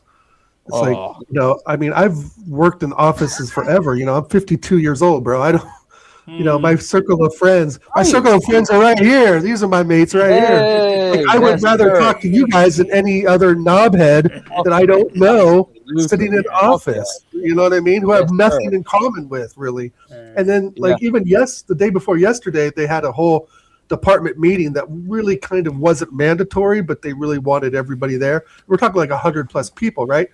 I just fucking skipped it. I'm like, I told my lead, I was like, man, I'm not going to go to that. I'm not going to drive over there just to go sit around and listen to a bunch of bullshit.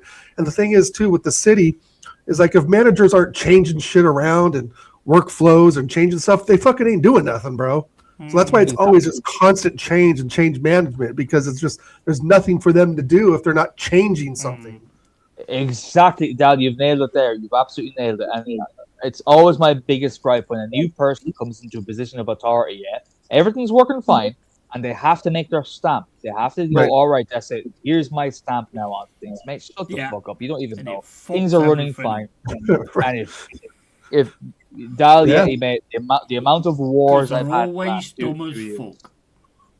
Oh, they are. And they're so performative. That's what drives me nuts, guys. Right. It's everything's a show. Nothing is real with them. Like the nonsense that's coming out of their mouth, as if it's going to make a positive difference to the workplace. It's bullshit. It's just about you putting your ego into this thing. So you can go home. Trying to do something. You can go home to your wife that fucking hates you, and you can be like, "Well, honey, I made a difference today." No, you didn't, shitbrick. You did fuck all. Now shut the fuck up. 100%. 100%. Ahmed Joystick says, my t-shirt collection is among us. You mongus even. Fucking hell. Just add 3 more this week. The Chameleons, Talking Heads, and XTC. Nice. Yeah, I mean, nice I've got loads of shirts as well, but like what you guys was saying there, you always get this fucking upstart who's just finished college, who comes in and does. I mean, look, we've got the same situation with our football teams at the minute with this lottery system. Some guys come in and go, hey, I've got a really good idea. And you know what? The one thing in life that needs to be done is when someone turns around, as soon as they say, I've got this really good idea. Right. If you listen to it and it's a bad idea, and it's same on social media as well, they need to be completely blanked or punched in the face right there and then.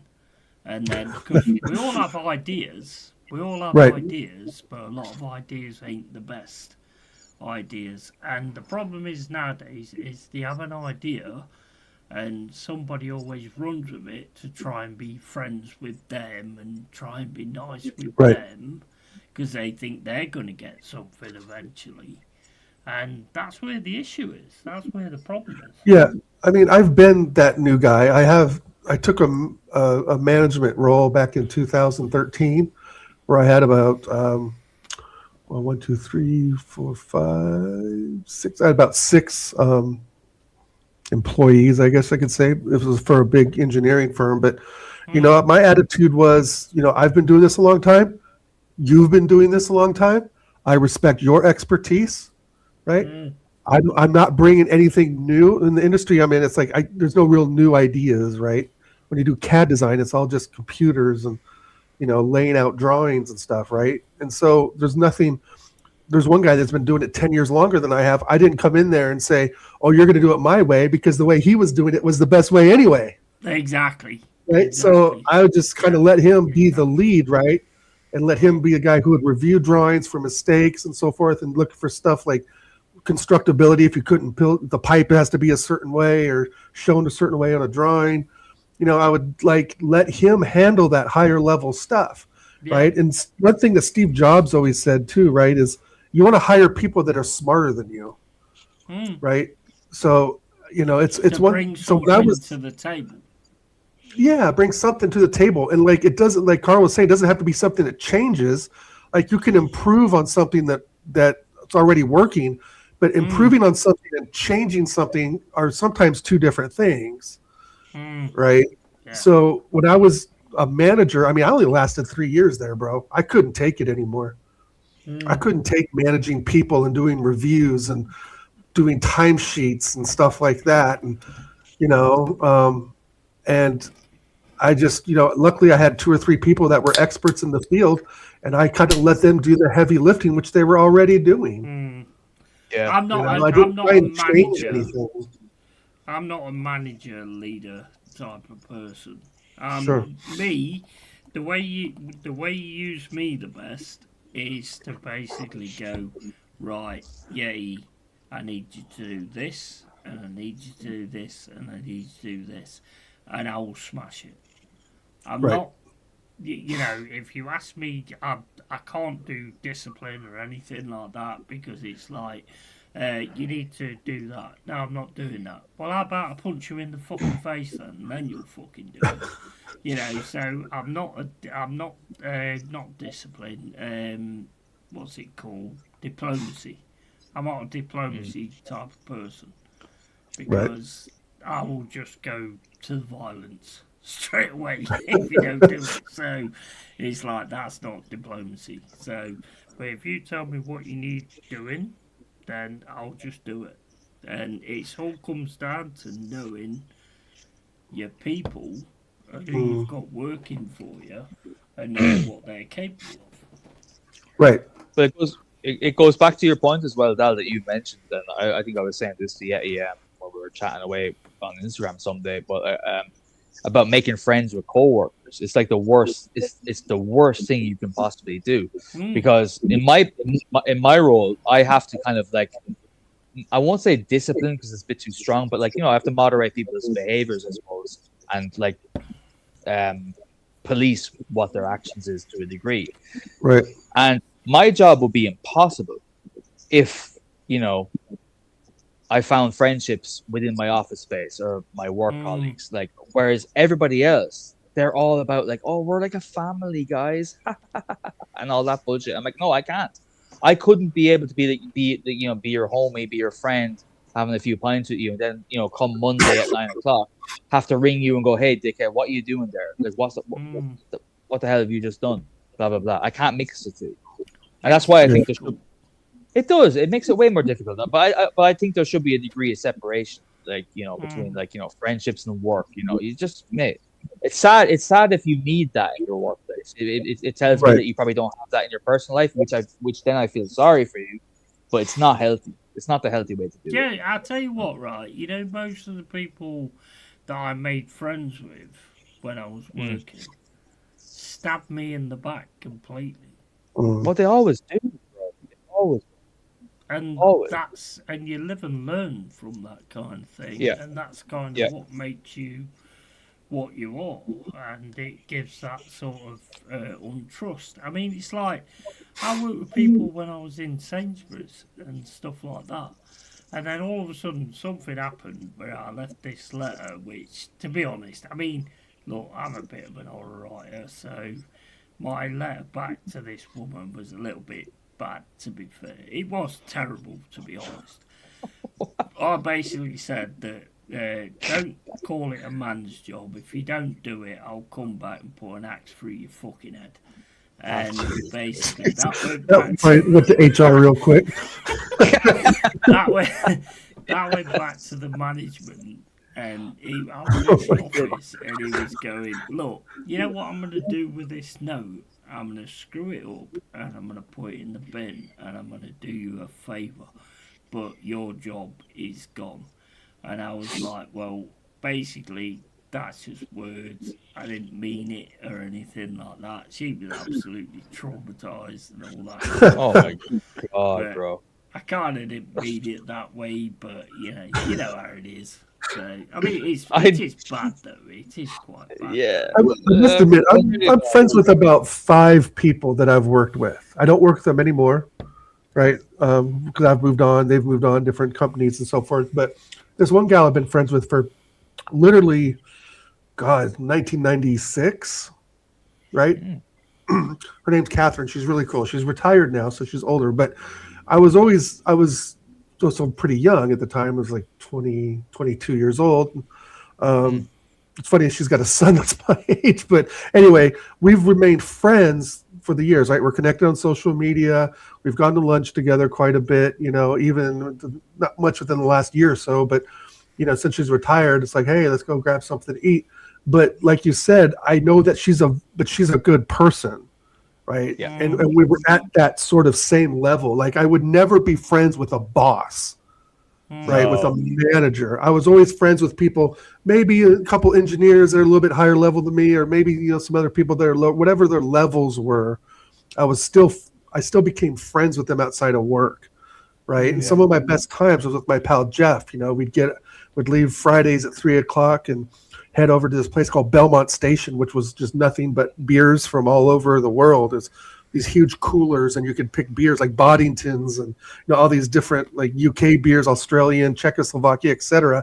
And then they had a little bar connected to it that you could just go in there, pay for your cans, crack them open, and drink. And we'd go out there and smoke cigarettes, and drink beers on a Friday for like 2 or 3 hours, and that's how we just became pals. I think it's okay to have friends that you make from work outside of work, right? To do things with. It depends. But it can't be a superior, bro. It can't be someone who's a manager. Like you were saying, Carl, if you've got subordinates, it's very difficult for you to become friends with them because of like what you were saying, those instances. agree, When I was a manager, I never really became friends with any of those people, but I did become friends with 1 or 2 people, but they were at a higher level than me. They weren't like my boss. Now it depends because I don't think it's a good thing. I mean, judging by my life, I don't think it's a good thing to be friends with people you work with.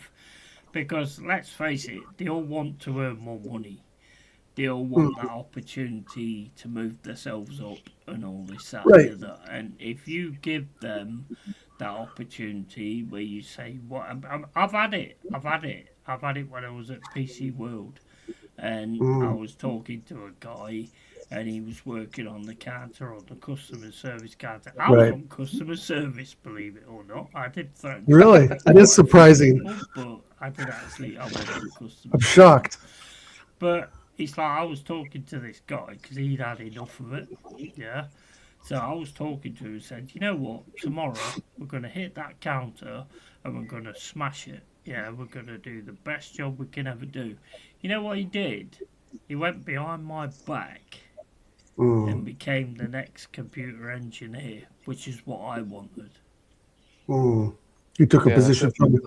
Yeah, I'm not friends with many people, like I've said, at my level in the workplace, right? Everyone's a little bit higher. And a couple of the guy I'm thinking of right now, he's much younger than me, but we just kind of hit it off. Like we used to go listen to trance shows and stuff because he would like, I want to go to the fucking trance show. And okay, let's go check it out. Like, so I'll give you someone a chance, right? And then it's just like we just became pals. And I don't work with this person anymore, and I rarely talk to him, but we're still friends, right? Yeah. There is good people in those scenarios. But I think I'm not saying that everyone's bad. No. It's modern times. I'm noticing kind of like, you know, because I see a lot of independent businesses in my line of work that I deal with very regularly, and I'm noticing that like the common trend nowadays, which, you know, the idea of it is quite beautiful, but the practicality of it isn't, in my opinion, is that it's all about like, you know, we're like a family in here, you know, it's all, you know, lovey-dovey and this, that, and the other. But the problem is, it's just, to me, it's unhealthy, because I'm noticing a lot of people. Now, your situation's different. I know you have a family, Dal. I have a family. Sure. We have priorities of like who we have as our real core group. But there's a lot of people who are kind of finding their only true human contact in their workplace. And I think that's a bit unhealthy, because, you know, what happens if that dissolves, if your best friend gets fired or you lose your job for whatever reason, the business goes under. It's just not really healthy. Currently, right now, I'm dealing with an account that I'm looking after, that their whole place is like, it's almost like a cult. Like they're all like proper friends, but it's creepy almost. And I'm like, guys, you know, like, guys, maybe you should diversify your social group. And it's like, it's not for me to judge, because my situation is different, and maybe theirs is different too, of course. But I don't know. It's just it's. I'm old school that way, even though I'm the youngest out of the tree here. But I'm very old school. And like, work is work. Your family is your family. Put your family first. Work comes second. And that's it. For that's sure. the way I do. Yeah. That's it. There's no friends in the workplace. No. They're all looking to sort of. It's a facade. You know, yeah. I mean, you can have conversations with them. You can get on with them well, and all this, that, and that. But at the end of the day, they're trying to do the worst thing in the workplace for me is the lazy motherfucker that gets away with everything. Yeah, I knew a guy like that. I knew a guy that I worked with. Fucking mad. When I was working out at Intel, it was really like a high pressure environment. So, this one guy was always on fucking YouTube all day long. We'd have the dual screens, right? One screen would have his work shit up, and the next screen would just be YouTube. And it's like he would just walk by his fucking desk. I'm like, Timbo. His name was Tim. Watching my channel. Yeah, back in 2007 and 8. Maybe I don't know what you were doing then, Yeti. Maybe you were doing some glory hole stuff that he was watching. Sick bastard. No, but always YouTube. And then I would come in and I get like a half-ass review from the manager, and he would get a fucking raise, and I just never understood it. He used to fucking just get on my tits so bad. And he's actually, what's funny is he's still a friend of mine to this day, but a friend in like, we don't hang out, right? That's the thing. It's like I have like 3 categories of friends: my core group, my drinking friends, right? Back in the day when I would go to the bars and that, and then I would consider work friends. Right. And even though that's kind of loose, right? Yeah. So it's like my core friends, but I would never mix my core friends with my drinking friends, because some of the drinking friends were actually work friends from after work. It was just kind of like, it's kind of a weird thing. So like you guys would fall into like my drinking friends. Like there would be, for sure. Like you may hang out with one of my buddies, Joshua, I've known since like 1988, right? He would have a kick in the pants, hanging out and drinking with us, but it's like, your guys' relationship would probably never materialize like it has with me, because I've known him for 40-some years. It's just the difference is if you told us something, we'd be that pissed we'll remember it anyway.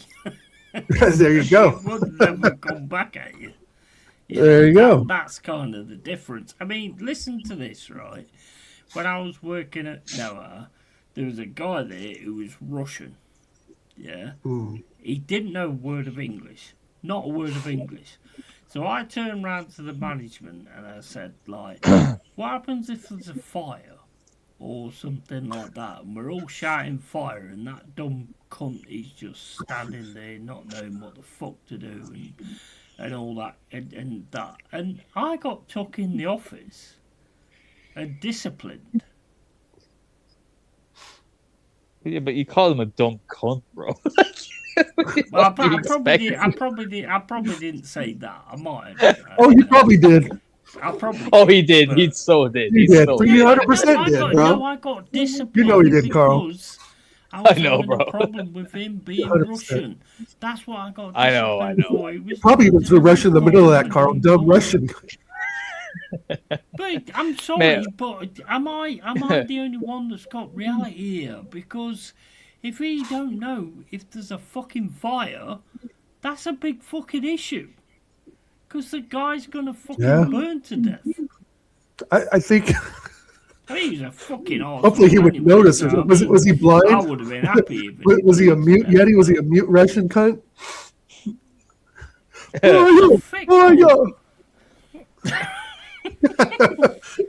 He's all deaf, giving a fucking hand signs. English, bro. He did not know English. Surely that's a fucking issue if you don't know a word of English. It's true. If you don't know English, how do you get a job in England? Oh, that's right. You got an interesting prime minister that allows that.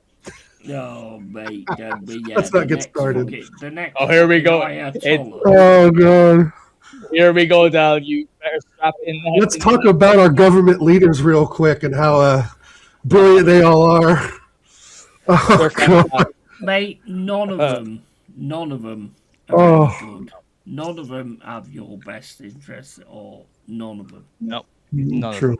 And that's the most isolating and scariest part of it is that people seen a bit, mate. People think that like if I'm on this side or I'm on that side, then things will be better, and it's just not the case. They all hate you. They all find us pathetic as the next person, and we're here for their entertainment. That we're here for them to make money. We're here for them taxes. We're even. I would even go as far as to say we're here for their entertainment. To see how far can we keep pushing these dumb idiots. Until they break. Because my goodness, golly me, can they take some serious amount of mental punishment? No matter what side you vote, no matter what party you think, it's all bollocks, mate. True. Anyway, fuck that shit. How are you? How's things with you, mate? I haven't talked to you in a while. You keep well? Oh yeah, I'm doing pretty good. Good. Think anything going on really? Not much really going on. The wife and the two boys were in the Philippines for 2 weeks in February. Oh shit! So, nice. Yeah, they had a great time there with my mother-in-law. So my wife found out she's one of 30 cousins, and they had a family reunion, and there was so many fucking people there, bro. It was crazy. Yeah, it was nuts. They had a good trip doing that, and I mean, they were gone the 14th to the 28th, so they've been back now, of course, for a while. But not much else really going on, bro. Youngest son's still playing basketball 4 days a week, and oldest son's still playing guitar and banjo. Fuck yeah, man. Music. Yeah, banjo. He plays banjo too. I just recently picked up banjo, and I'm absolutely loving it. It's so much fun. Are you playing Billy Strings? Have you heard of Billy Strings? Oh, bro, Jesus Christ, no. I know Billy Strings. I ain't on that level yet, man. You're not that level. No, things are good. Good, man. Good to hear. Great to hear. Yeah, great to hear. Philippines, honestly, is somewhere in Asia I'd love to visit. It sounds like such an awesome place. Even the food and everything over there. Oh, yeah. There was so much food, and the boys went They went to this place called 100 Islands, which is kind of a resort. It's not a resort like resort. It's just kind of like a natural park thing, and they got to ride jet skis and shit around there in the ice blue water, and it was cool. And of course, the family reunion was a lot of fun. Unfortunately, one of the cousins passed away about 3 weeks ago. That they actually met, who was having heart issues and had a heart attack at 52, which is my age. I think that's Yeti's age as well. So that was kind of sad to hear, and but they had a great time. Brought back lots of different, little trinkets and shit, and little snack foods and chocolate covered dried mangoes and stuff like that. They had a great time. What age are your kids, though? What age? Yeah. My daughter's 26. My middle son is 16, and my youngest is 14. What what things have they sort of talked about that they're interested in? Because I know your son likes the guitar and all that. I've sent you and Jez back about a year ago some guitar stuff he was doing. And I was just telling Carl he's got a banjo and a bass, and he's been saving his Christmas money and his birthday money for years, which has made him able to buy instruments, and my dad's helped out a little bit too. So yeah, he's still on the guitar, bro, but he's really more into the banjo and moved on to jazz guitar now. Like before, it was like he was learning Metallica, right? It was all Metallica. And he can still play Metallica, Cemetery Gates and all that kind of stuff. And, not full through, right? He can do I'd say about a third of those songs, right? Straight through from intro to about a third of the way, and then he gets kind of lost in it a little bit. Right? He's like, insane. It says it's fucking it gets complicated, right? So he's picked up the banjo a little bit more. So he's a big fan of bluegrass and, like, of course, metal. Of course, that's the core, and then like jazz guitar, and just he likes the complexity of jazz guitar. That's awesome. So he practices that. So he goes to practice every Tuesday night. This place we have, I don't know if you have in England, called the Guitar Center, just like a big chain, music chain. They have them all over America and Canada, I think. So he goes there and for about a half hour every Tuesday night. And then my youngest son is just nothing but basketball, bro. He plays his basketball we have out here in Happy Valley. We have a club team called Happy Valley Prep, and he does basketball with them 3 days a week. And then he played in high school this year.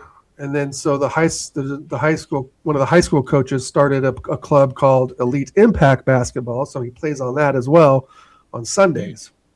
So Sunday mornings, he just starts that actually this Sunday. I'm not sure. Actually, I'm not sure if they're going to do it on Easter, but they might. So it might be the following Sunday. But anyway, he's all into basketball and Fortnite, and his gaming station's right here. I know you guys have seen him walk in the doors a few times. Pajama pants and stuff. So yeah, but and then my daughter just lives up in Seattle with her boyfriend and works for a catering and deli company. She used to work at the original Starbucks in downtown Seattle, the very first one.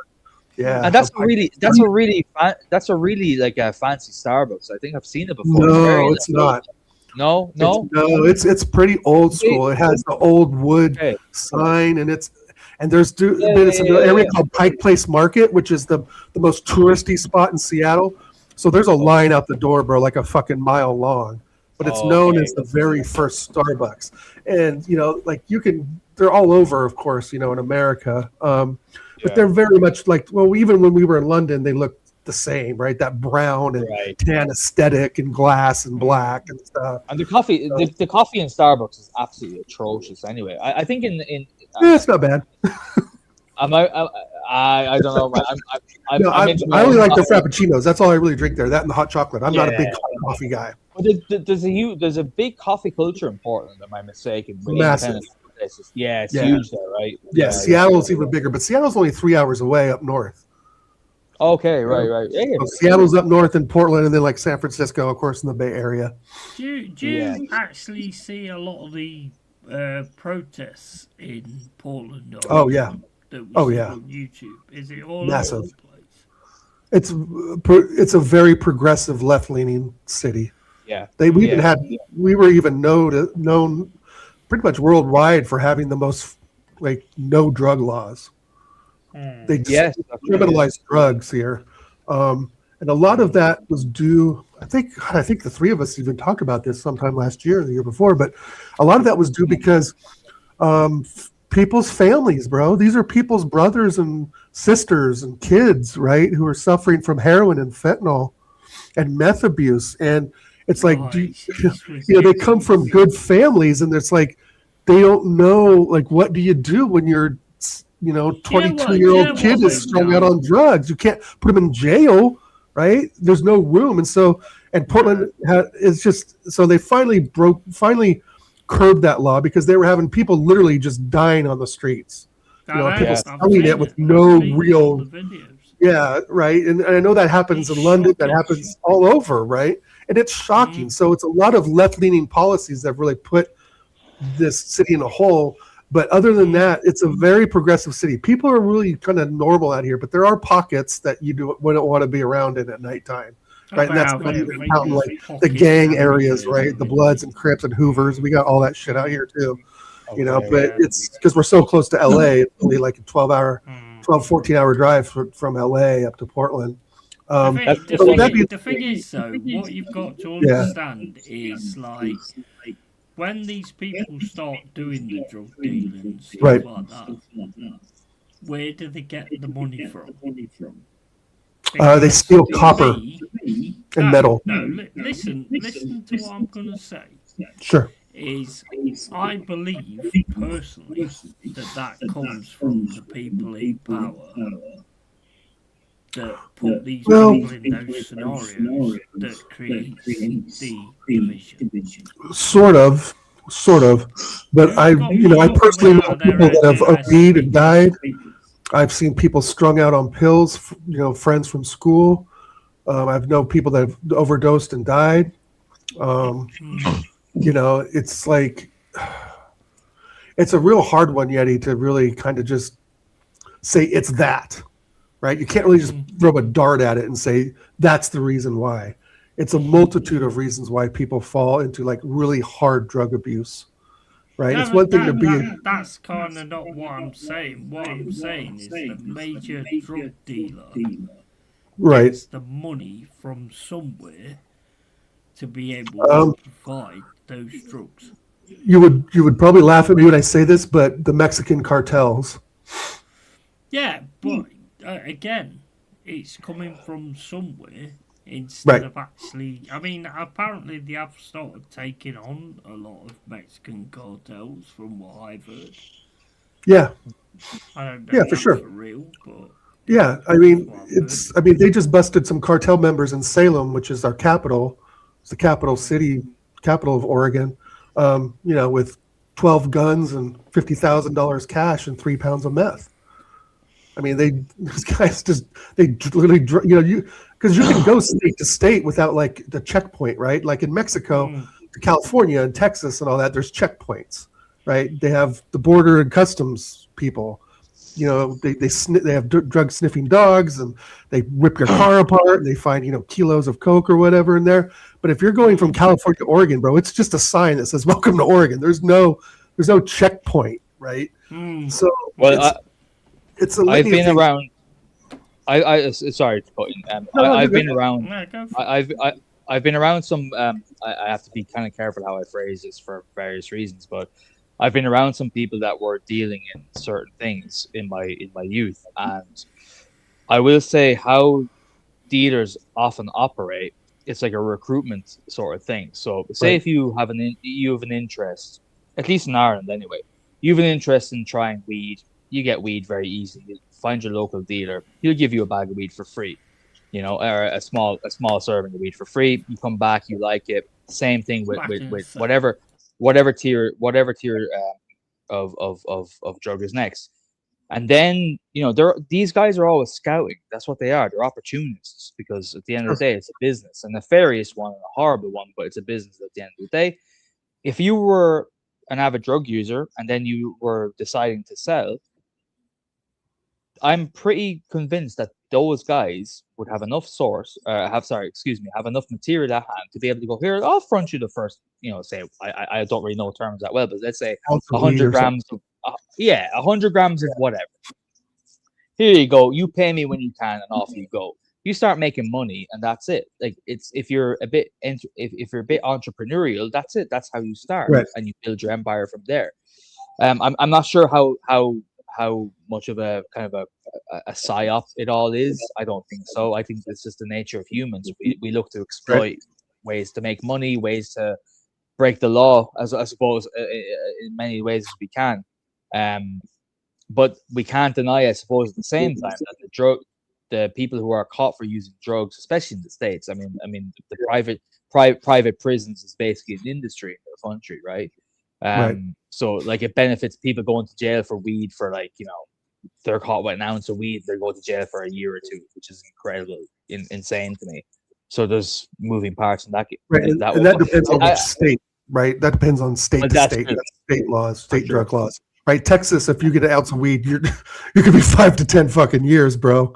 But in Portland, you're gonna, in those southern states, the Bible Belt, bro, they don't put up with any of that shit.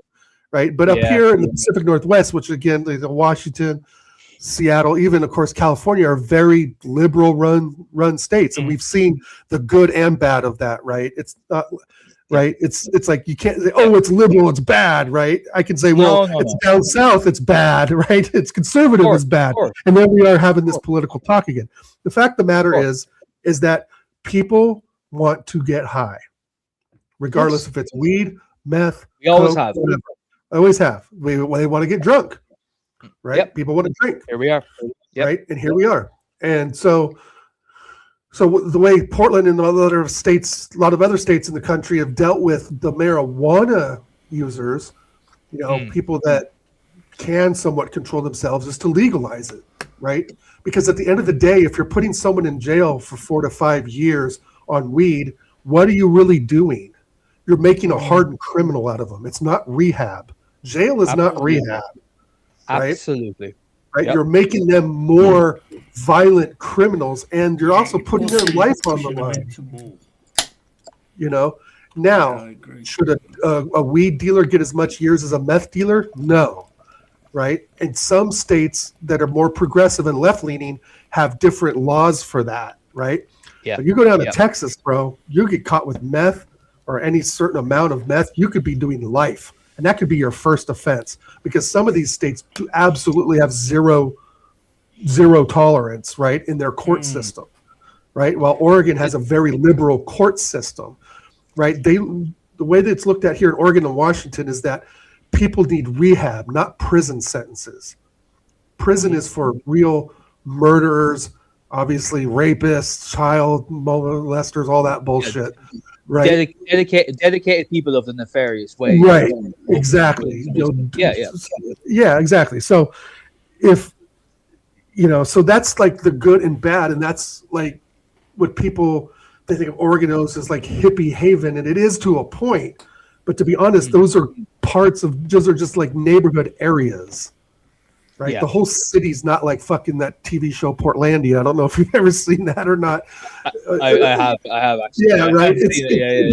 But there's parts of Portland that are very much like those characters, like Fred Armisen plays, right? Just kind of weird, just a lot of it does come from TV programs, to be fair.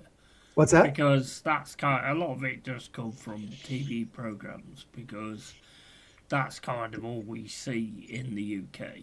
Right. And stuff like that. But like my point was like, when you got somebody who's in London or in Nottingham or wherever they are that wants to become like a major drug dealer, those drugs have got to come from somewhere.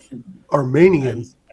They come from people in power, because at the end of the day, if you keep people on fentanyl, walking around like zombies and stuff like that, are they ever going to go against you on what you're doing? Well, when you say people of power, I think you need to be a little more specific. Are you talking like government people?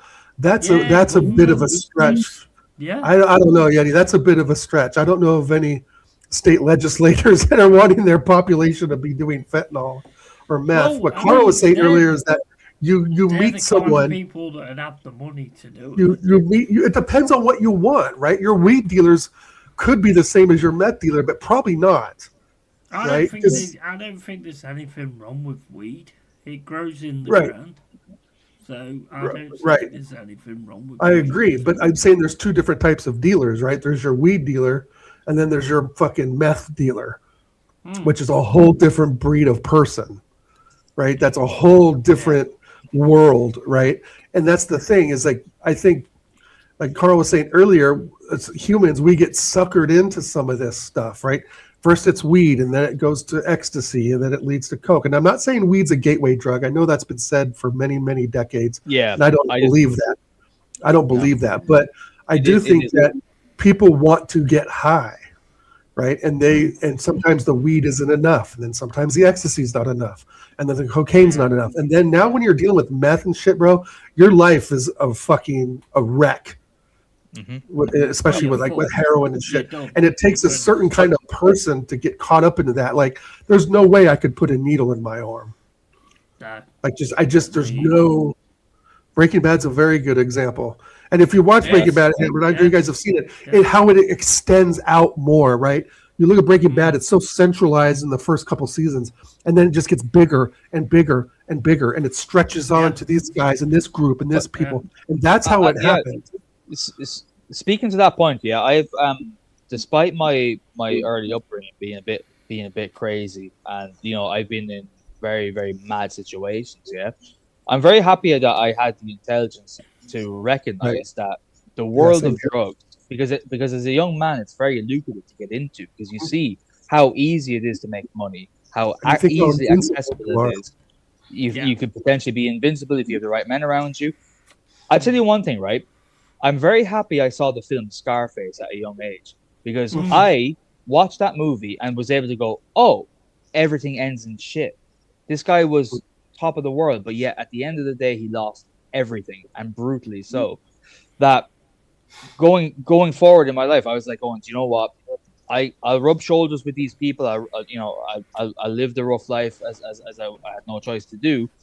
But getting into that world was something that was never an option, because I knew it doesn't just affect me; it affects my parents. It affects whoever's around me. My now wife or girlfriend at the time, it would have affected her. So I said, no, thank God I didn't.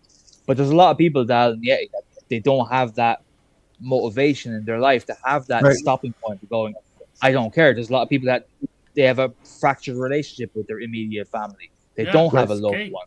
So they and it's very lucrative to young men, much like the military is. It's very alluring to plunge yourself into that world, because it's like, no one cares about me. Here I am. Let me go sell drugs. Let me go fight for a government that doesn't care about me.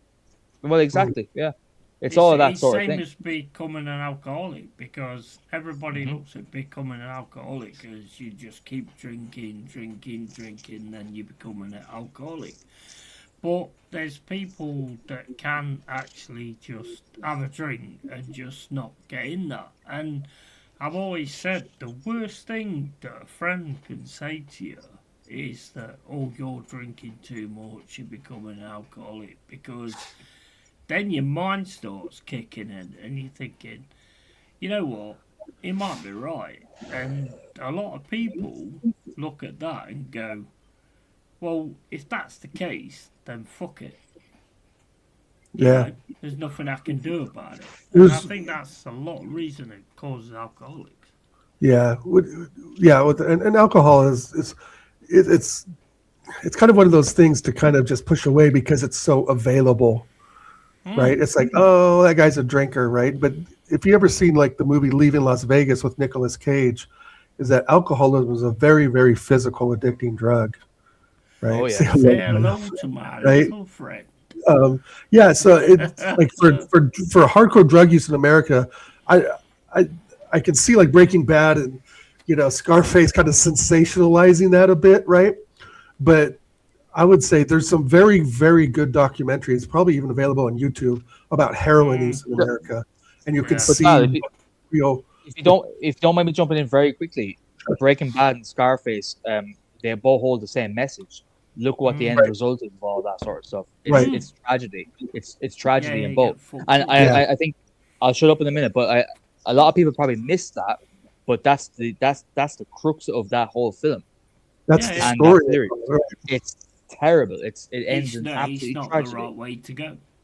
It's the worst way to go, and that's what anything that's on TV should do. And nowadays we have TV things that do the opposite thing, which to me makes no sense. Where you actually do well at these kind of situations. Back in the day, you had TV shows that did that, which would tell you that it was the wrong way to go, And nowadays, it's just completely different. I mean, the whole world's going fucking mental, to be honest. I mean, I've done a lot of drugs, though.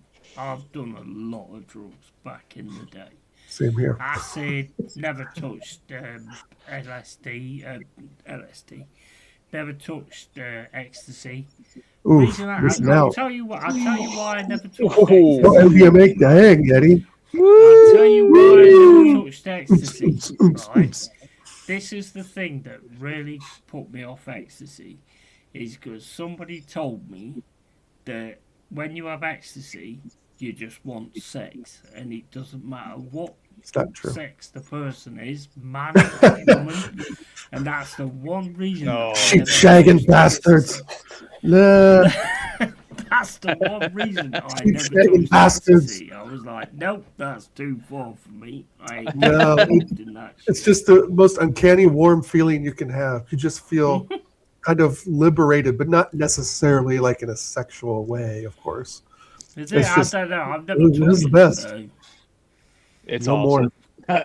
It's awesome. Is That's all it? I was I mean, No, I've done dude, whiz, I've done whiz, I've done acid, I've done all the other things and all that kind of shit. If you can I've stand had getting the chills and hallucinations gurge shit.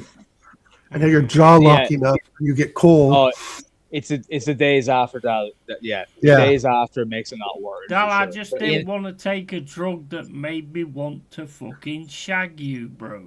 Oh, bro, hey, anytime So I you didn't go give with me a it. call. Give me a call. I think the wife would disapprove, though. No, it's yeah. I feel like I've outgrown a lot of that stuff. Right? You just kind of hit a point where it's like, really, You try it like- though, don't you? You try it. yeah, but I went a little beyond trying it. You know, I remember what the wife is. I remember sitting in a car just sweating. Really? Oh yeah, thinking I was gonna die. This is about 2017. I was just. Well, massive respect to you for coming away from that. Then Thank you. I had to that is have huge. an That is Uber huge. drive home. Oh yeah, my clothes were like I just walked into a shower, and I knew something was wrong. And that's the last time I ever did it. Mate, I've got that. Yeah. I've got the utmost respect for that. And then a buddy of mine said, like, we're getting in our 40s. We should probably slow down. Like, probably a good idea, Yeah. right? Yeah, Doing cocaine at massive 22 is a lot respect. different at 52. Your heart I will is say 30 this about years older. I will say this about Dal. Yeah, Dal is one of the first people that I remember from day one when I started going into YouTube live streams. Yeah, Mhm. and he has been consistently the soundest person that I've known for that length Oh, of it's time. kind. Probably going on 6 years now, Dal, maybe. Yeah. So, Always good interactions, whether it's on in comments or whether it's live speaking to you right now, whether it's on Instagram. He's always been a real one. Big up to you, mate. I have to say it. I have to say it to your face, 100%. semi face to face. It's true. Sure. You're a fucking real one, mate. Fucking So are real you one. guys. So are you, man. For sure. It shows OG. your character Carl. as well. It shows your character to be able Yeah, to yeah. pull away from something Yeah. that's like addicting you or whatever. I mean, that is huge. Oh, I love, man. went. Absolute love. Thank you. I went through two bouts of pills. About early 2000s and then about 2008, 2009, really struggling. But I don't know. I'm like, but what you said earlier, Carl, is spot on. You just have this sense of self, right? Where you know that what you're doing cannot last. Yeah. It cannot last because your body and your mind give you these signals, right? Like taking 4 Percocets a day is probably not a good idea. No, of course. Right? But I feel for you guys in the States because I don't know how true this is. I'm sure it is from what I've heard. But like I mean, for example, Dal, you say, I have a persistent backache or something like that. You go to your local doctor and he's there prescribing you opioids, like it's Tic Tacs, and no one tells you how unbelievably addictive that your body gets in that sort of shit. Yeah. And lo and behold, you're on those for 2 weeks. You come off of it, you start getting shivers and shit. You go back to your doctor and they're like, "Hey, mate, there's something wrong with me." Oh, well, yeah, well, you probably need more. You probably need more of the same shit I've been given. Lo and behold, you're basically a fucking blue collar heroin addict at that point. Yeah. That's a huge scandal. I'll tell you, and that's what they get paid to turn you into as well. Then I you're went absolutely fucking addicted to Horrible. it, and it's just like to be able to sort of pull away from those kind of things is huge. I've done it Bravery. myself. I've been on antidepressants. Antidepressants, in my opinion, are just placebos. They're nothing else. I agree. You know, the side effects are absolutely fucking horrendous. Yeah. You know, and they want to get you on those all the time, and that's got to kind of say something, because it's like you being a drug addict. And I pulled away from that. I pulled away from it, and I just I did a cognitive behaviour, a few sessions and stuff like that, and that's where I pulled away from the antidepressants, and I just realised that I can deal with shit myself. And I'll tell you another one as well. Meditation. Meditation was massive for me, because meditation, when you start meditating, I know a lot of people can't do it, but when you start meditating, I saw a path, yeah, and that path for me was fucking insane, and that's why I kind of went on that. And it's just it's insane. It's insane the way it works. But when you really learn who you actually are, you can actually break anything. I'm a football. I keep calling him. I'm a football. I'm a joystick. Watch the movie Less Than Zero, then you will understand addiction. That's a good one. I've not seen that. I've seen Train Spotting, and that's a good one too. That told me everything. To be quite honest with you, that told me everything. Another wake up call I had one time is when my dad called and said, "Where are my pills?" Fuck, man, yeah. And I was like, "Sorry." Yeah. What do you say, what do you say to your father? Do you know what, mate? It takes pulled out a of it, real man. Yeah. It takes a real man to notice what is causing the problems, and stop it. That takes a real man. And it's just, and his forgiveness and offering to get me help and stuff. I didn't go and get help, but just having his forgiveness and telling him what I was going through at the time, it made the relationship better, stronger. Yeah. Mate, that's why I said it to you. That's why I said it to you for 7, 8 years, however long it's been since I first ever interacted with you. You've been real since day one, mate. I knew that. I knew that from you from day one, just from a text, just from a comment on a fucking YouTube. I just knew that, mate. And you've been that way, and you should be proud of yourself. Your family is proud to have you and all that. Your family's proud to have you too, and I'm happy to be here sharing the screen with you guys. I just want to end on that, guys, because I have to run. Unfortunately, I have to go too. It's 3:30. I got a couple of places I got to run to before the boys get home from school. But I'm also going to tell you guys too. I go to counseling every Tuesday, my lunch hour. It's not drug counseling, nothing like that. Just I get benefit through work, so I just go and talk to a counselor every Tuesday for about 45 minutes. Yeah, I kind of helped out a lot. Helped out a lot.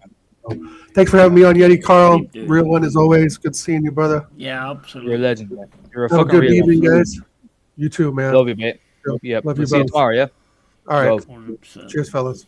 100%. Take care, bro. Mate. Love, man. He's proper. He is salt of the earth, that guy, man. He's quality. You know what I love? What I love about though is he goes into the situations that he's had, because anybody that watches this afterwards, or anybody that they will understand the situations of getting into those type of things. Yeah. And that's what it's all about. And it is difficult. It's difficult.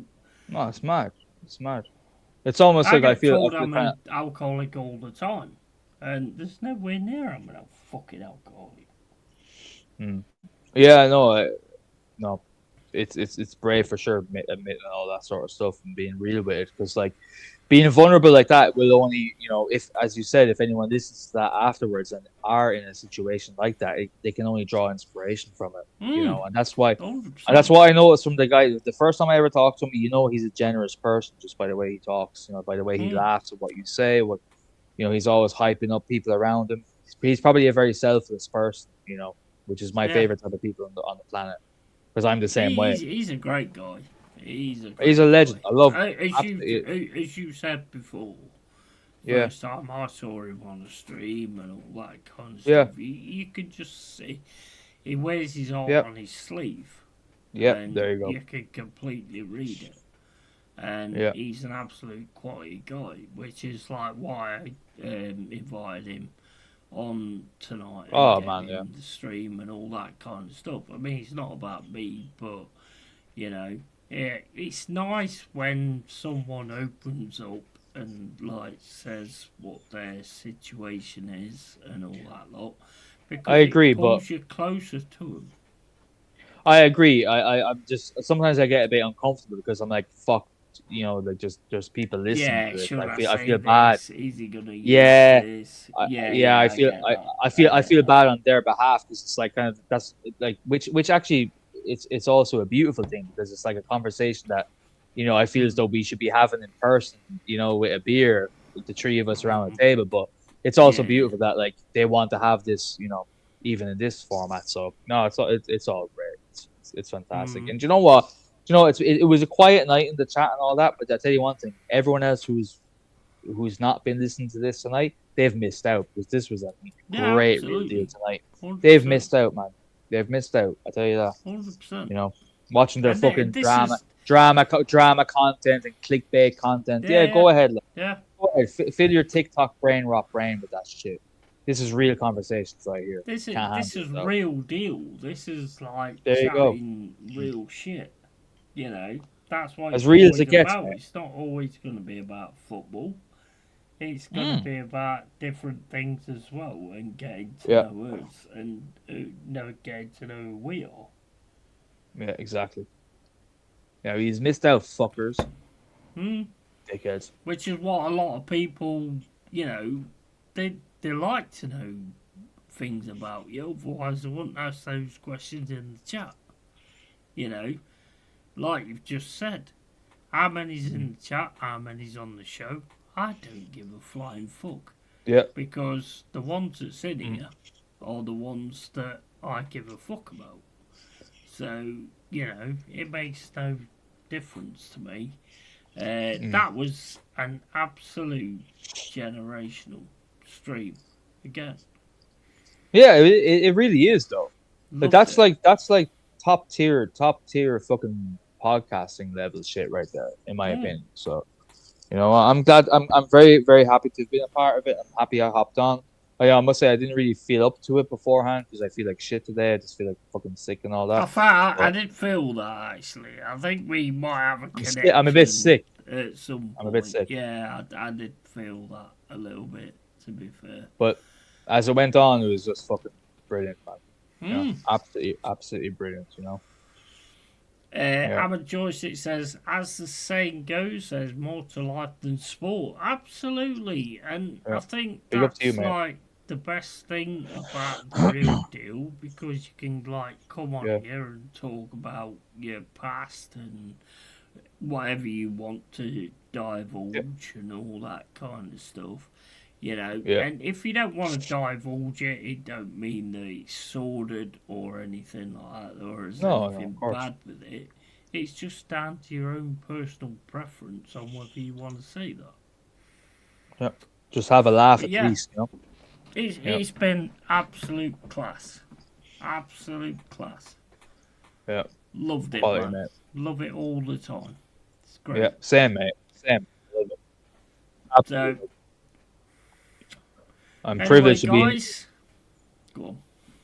No, I'm just saying I'm very appreciative of being on here, you know, regularly. But I ain't one to take it for granted, you know, and all that sort of shit, like everyone else ends up being. But you know, thank you, brother. Well, I mean, you send me like a load of memberships, and then I give you attention. Apparently, of course, I've earned this. I've earned this. I forgot. Yeah, exactly. You've earned it. If I do, if I do 5 more memberships in your next stream, can I please have my song featured? That's going to be out of tune. I'll play it on banjo out of tune and guitar out of tune. I'll do Kashmir, it'll be out of tune, and you know, is that okay if I do 5 more memberships? Yeah, man, 100%. It'd be nice that's to how it hear works. it the way it's supposed to be. Oh yeah. Well, yeah. Well, that I Yeah, can do. organic. I need to I can hear do it authentic. organic. That I can do. I won't be. That I won't is be playing Bromway. That is Bromway. Bronny I R. need to hear it. Bronny Yeah, R. yeah, that one. I need to hear I'll that play. one properly. I'll play you an You've played authentic it version not someday. like shyster in it.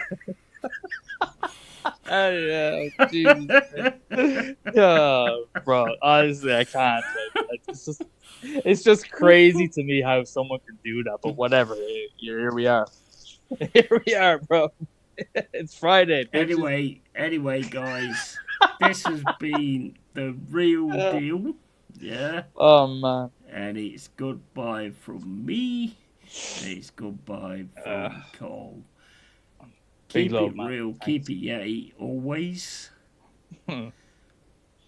Tatty fucking bye, guys.